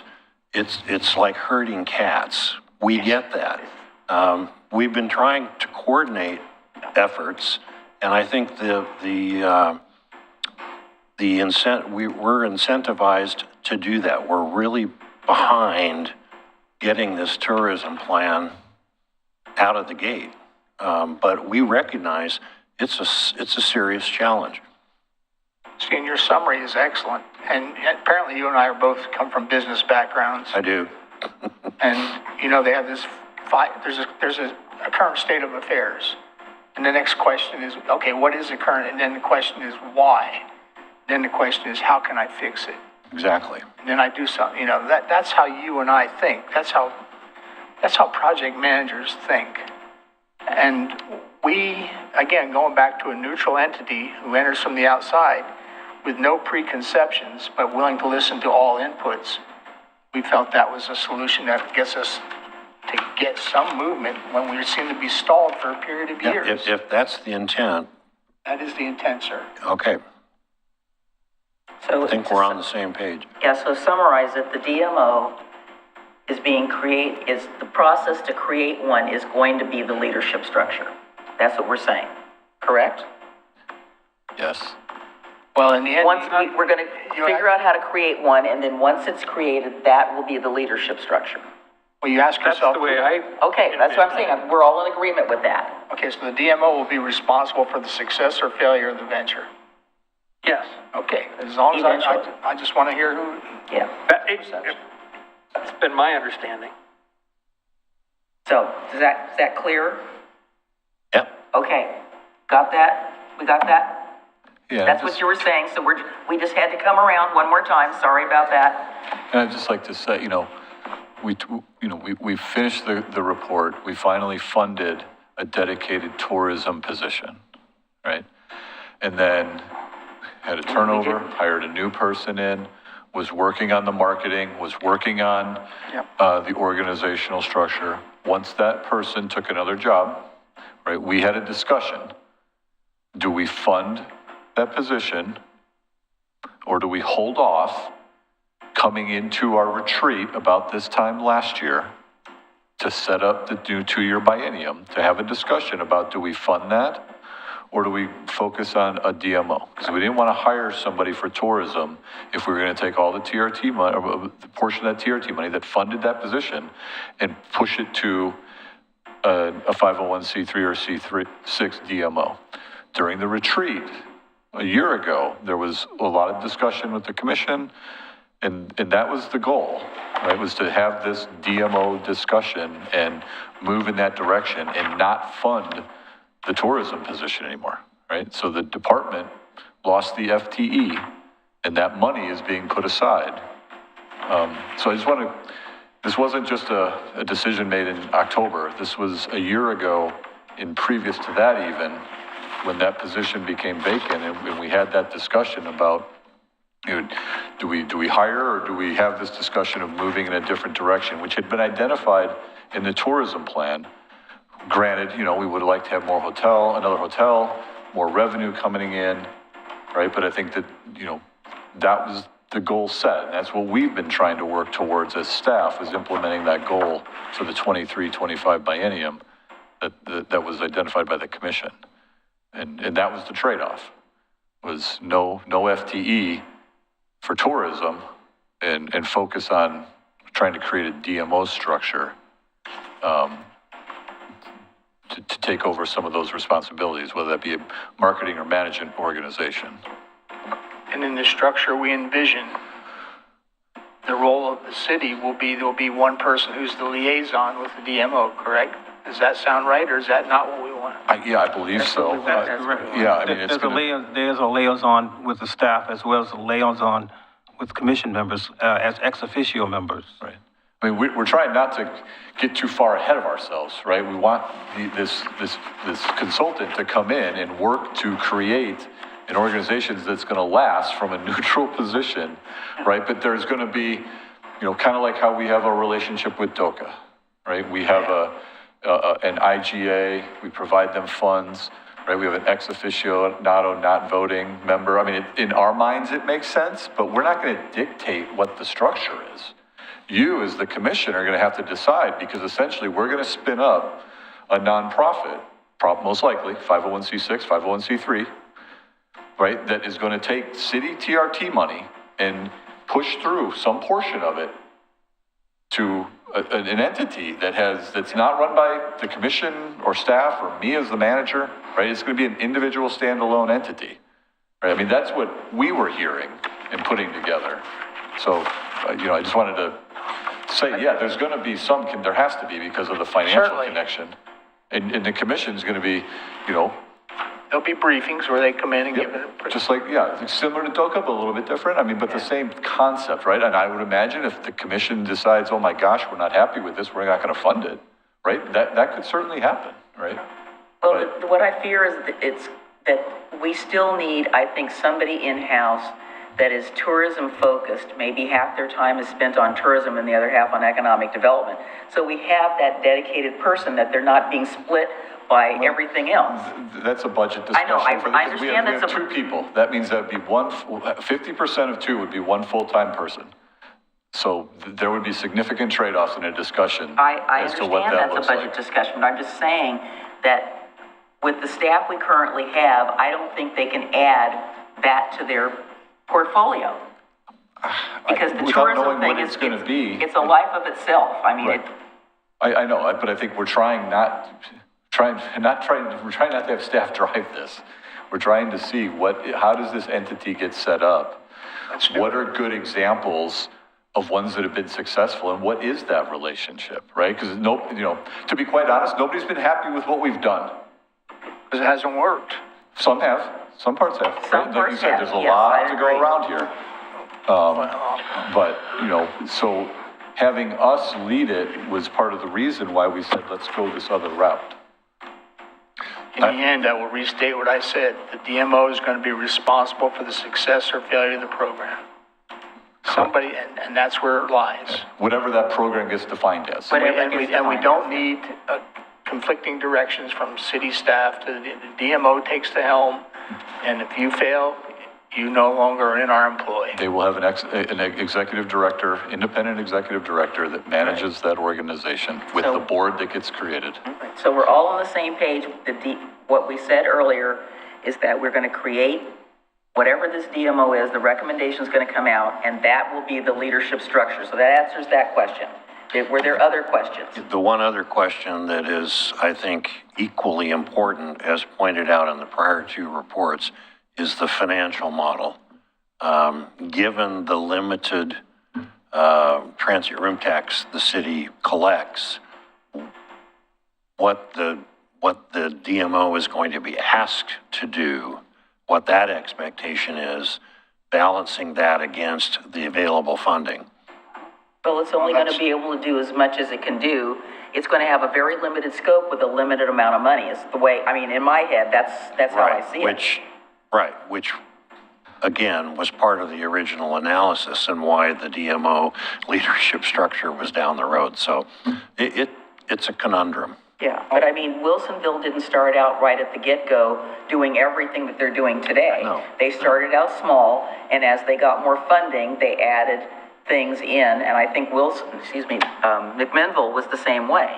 Right. So they said that they started out with this much, and then they, But the significant part of both those entities, they don't do outside fundraising that I heard. It's all the transient room tax. yeah. So, For us, there's two sources of funding. There's funds accumulated to date, a specific number, and then there's funds that we'll accumulate going forward from the transient room tax. Right. I'm just No, I know you, I know that you making the understand. point that that's an important Right. underfunding it, Right. with yeah. matching the expectations to the available funding. right, that's the hard part, because everybody's going to want it to do everything for everybody, and it isn't going to be able to do that. It's only going to be able to do certain things with the amount of money that is available. Well, Right, and along that conversation, our previous meeting, urban renewal, we talked about focusing on a hotel on a specific piece of property we own.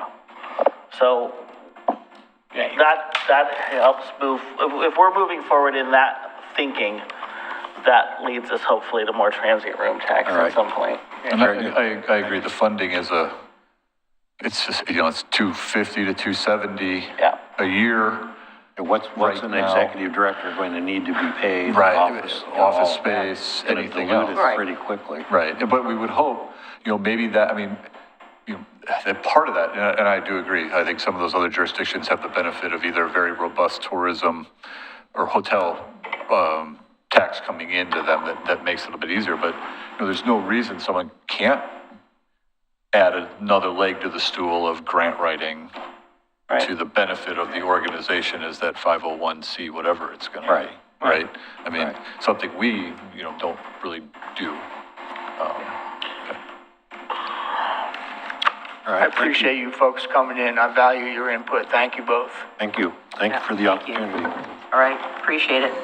All We right, will be back. of course. Mary Griff, Yeah, I know you need to go. yeah, I apologize, but I have to excuse myself to deal with the situation at home. So, That's thank all you. right. Thank you. All right, next agenda item is, we Well, have, time out. So, if I can so what I heard, section 3, remove the first sentence and focus on really what we're asking for. Section 4, F and J, address the experience component to be more clear that it's your experience to provide that service to the city. Cover page, clearing up the naming of the city component, and then add efforts to date and challenges to date from staff's position as part of the background. sorry. And then, if we make, are you asking us to bring this back again, or we make those changes and we start the process of putting this out for solicitation? I'm okay I would just like to see that revised section, that's all. If you want to send that to us by email, I think that's fine, and then proceed. I just want to take a look at it. Well, I know, but it's a string meeting if everybody starts providing me comments, so. Right. Either String meeting. let us, Well, please give us it is if direction on people how you respond do to it, this. it is. You want us to bring it back, or you want us to make these changes and go? I think you've got clear direction on what is expected. So I'm fine, proceed. Because I don't want to slow the process any further than it's already been slowed. Let's proceed. Okay, thank you. All right, communications, Francis Ermatinger House auction items. Yes. I'm going to present this tonight. We have some staff that weren't able to attend tonight for some last-minute issues that came up. So we wanted to just make the City Commission aware of an opportunity to comment on the proposal to auction off items stored in the basement of the Ermatinger House. So we currently have some surplus items that are being stored in the basement.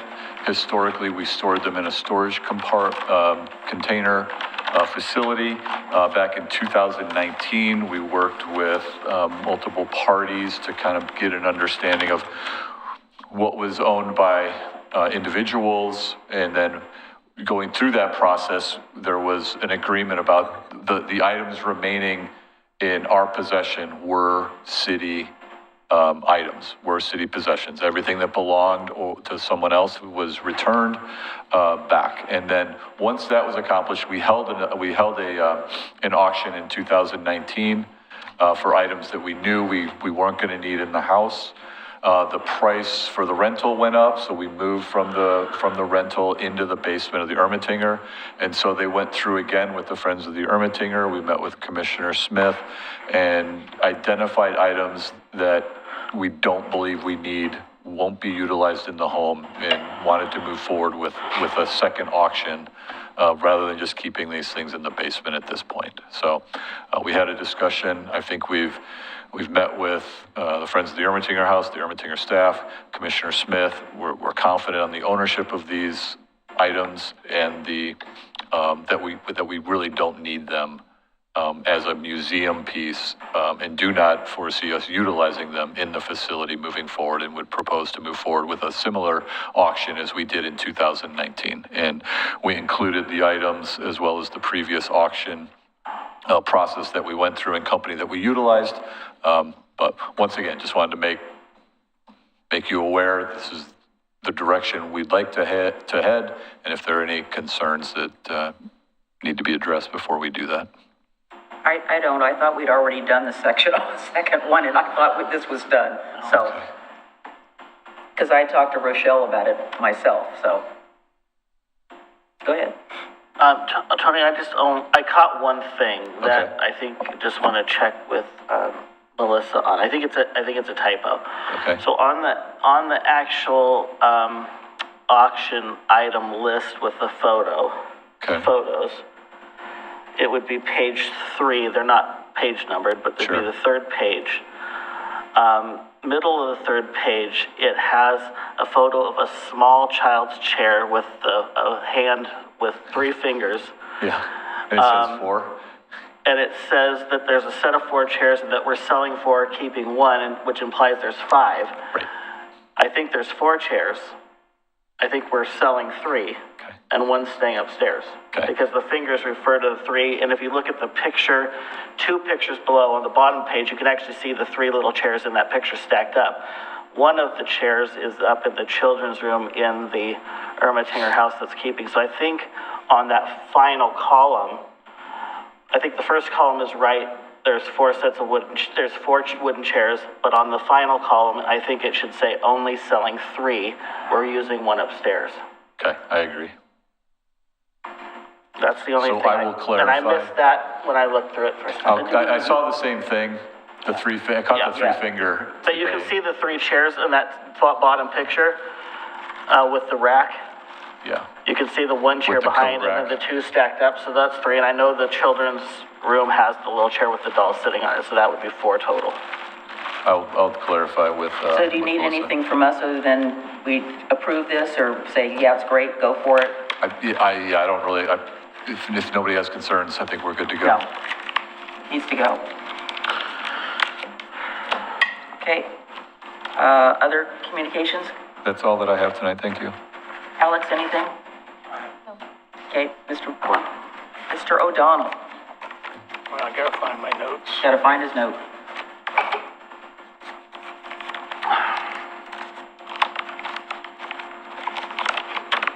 He's opening multiple pieces of paper here, so. Yeah. Well, you know what, I'll just seek some help on this. I want to compliment our staff on something they did.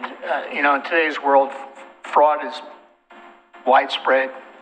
The methods of attack are often through the internet, the phone, in person, by mail.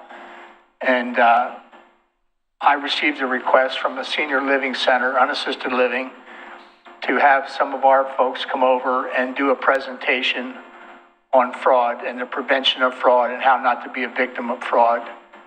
And I don't have the names in front of me because I've been stuffing paper in my pocket all night, but if you want to name the participants, I wanted to say that they did, I contacted the chief. He put it together and made it happen along with our city manager. And it was so well received. And I keep getting feedback from these people that live in this unassisted living. And not only was it promoted and put forward really well, but it was put forward with humility, that nobody felt like they were, but I don't know what word you want to use, but they were incapable of themselves. They were met with a group of presenters that treated them with respect and understood what could happen to anyone. So if Mr. Conkle, if you want to name the participants for me, I would appreciate it. Sure, yeah, definitely. I want to thank our resource officer, Brian Huddable, Captain Edwins, and IT Director Dubai went and presented at the Ridge Senior Living Facility, really highlighting the techniques that we see and have learned about as it relates to phishing scams, identity theft scams, some of those kind of those psychological pushing your button, right, of the urgency of it, or the immediacy need, or you're going to lose something, or a loved one's impacted and you need to provide us this, right? Kind of those pressure techniques that we see. I'm in jail, come bail me out. Both verbally and in writing, and then how to identify those, and how you can take, if you are concerned, the steps you should take to verify it through a second method, rather than with the person who's potentially trying to scam you. So seemed to go really well. I really appreciate pointing it out, and I know Chief Davis, gosh darn it. I know, I did it that's okay, I did it the other day. Is there something we should know? He was longer a captain than he was the chief, Is there something we should know? Did something happen? But Not yet. This is a service that we've done throughout the community, and so just really thanks for acknowledging that, and proud of the work that they do in supporting our community members. This is one of the examples where Oregon City is taking the information to the people rather than having them come here, because obviously in this case they all can't get here. But I think if other places request this, it's a great thing, you know. Did you name the participants, Tony? Yes. He did. Yep. And maybe from a law enforcement perspective, you want to say? No, absolutely. Thanks for the kind words. That's our whole goal, is if we can prevent crime and we can educate our community. So if there's any other individuals or groups or assisted living, we'd be more than happy to go out to them, meet them where they're at, and hopefully provide them some tips that will keep money in their pocket. It's unfortunate there's so many people that lose a lot of money, right? And they think they're doing the right thing, and they get scammed out of their life savings. And Brian Huddable takes so many of those reports, and so he's really good at that. And like you said, he does it with humility. He's out there. He wants them to know so that they're educated, so they don't lose any money. Thank you. It was well received. They were very thankful. They continue to talk about how great it was. So thank you to all. Yeah, I just want to say for the record that several of our community members from our citizen committees have received an email from me requesting gift cards, and I've explained to everybody that it is not me, and I would not be asking for gift cards, nor would I sign my signature the way they signed it on the email. It's not my style, and I recognized it right away. This is the second go-round that they're using my name, and Michael knows about it, and so does David, so it's And I just, think with as technology grows, I think they're getting more clever, they're getting more complicated, right? So as city manager said, if you're presented with something and you don't think it's right, or even if you're not sure, call us, right? Call dispatch, call our office. We'd be more than happy to. We get calls all the time, and as soon as someone starts to even explain what the scheme is, right, we know it's a scam, but they're really good at what they do. And they really try to get the emotional component of the victims. It's getting more complicated. I know, I don't do gift cards, so there you go. She prefers cash. In God we trust, there you go. Commissioner Morrow. I just wanted to give a quick update. As you all know, the legislature is quickly coming to a close, and there are many things that are going to affect our city that's going on, but I will save that for a different time. But one thing I wanted to highlight was something that I had learned today because it had just dropped this morning, which is at the end of the session, they gather together the remaining monies and write up what they call their Christmas tree bill, which is where everyone gets their little bit of money. And it's just frustrating to me when I looked at what it was that we got.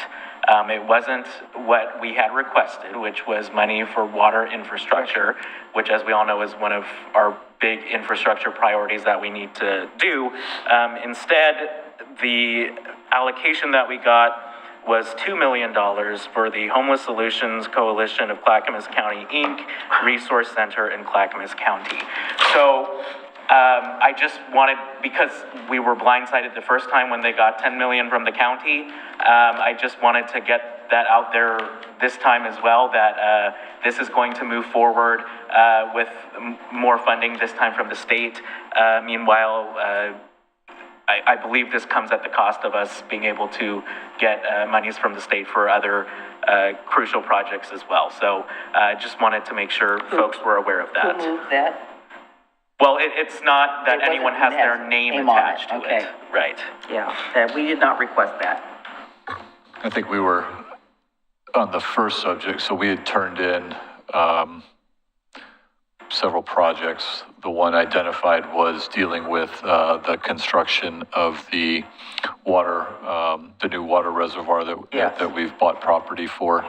If I understand correctly, with the governor's initial request, the amount of funding for water sewer infrastructure was reduced Substantially, significantly. So I think that my understanding, there was over 200 project requests, of which I think 44, if I'm recalling correctly, were funded. So unfortunately, ours did not make it this time around, but we do have a short list of both water infrastructure and transportation that we continually can go to pretty quick to provide kind of a why it's needed, what it benefits, what the cost estimate is, what the ask is. So we'll continue to push those requests where we can.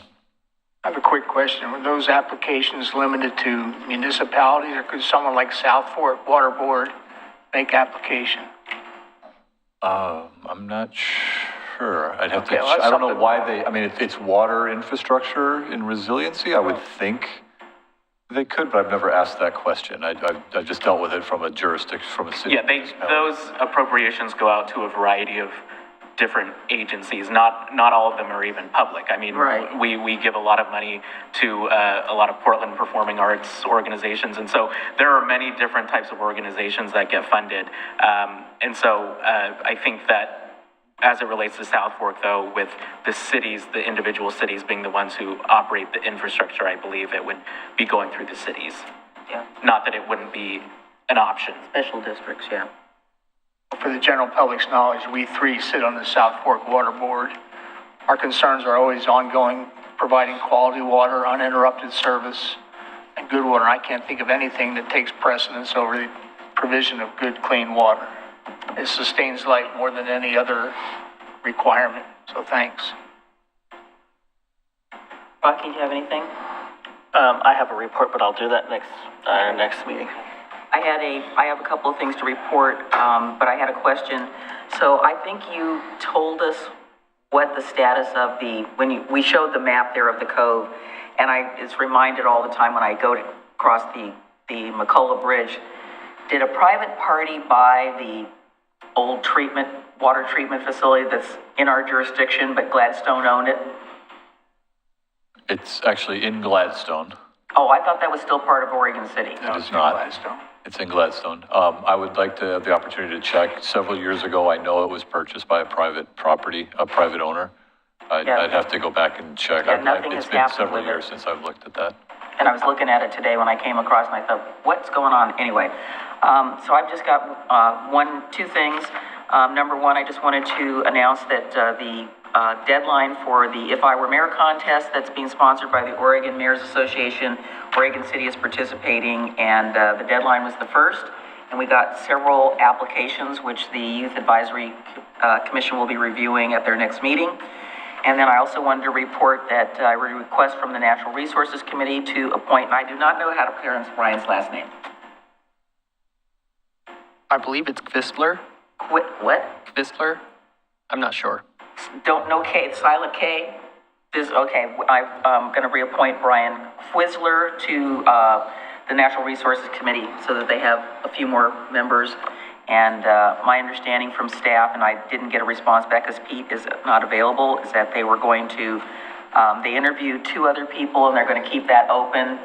So as soon as they let me know, I hope they'll have some resolution at their meeting on the 13th, because I don't know where we're going with that, but anyway. I don't think we'll have any more application. I mean, my understanding is, Mr. Wiley, that the NRC is still open. Yes. Yeah. It is still open, so we'll kind of re-promote that. Yeah, okay, And see that's if we perfect. can, I can't imagine there's gonna be movement though until we get at least 2 more applications. But Yeah. we'll talk with Okay, Mr. yeah, Walter because I just about want to that. make sure that we cycle back with the 2 people that are interviewed, that, there's nothing wrong, it's still open. But since Brian was already on the NRC, they voted to recommend me to reappoint him, so we make it so. I don't have anything else. Thank you to all the staff for all their good work this past week, and we all appreciate everything that you do, and we want to make sure that the staff that is here tonight, thank you for being here. I know some folks left a little early, and we will send our best wishes out to Karen Mitchell for her speedy recovery. We are adjourned.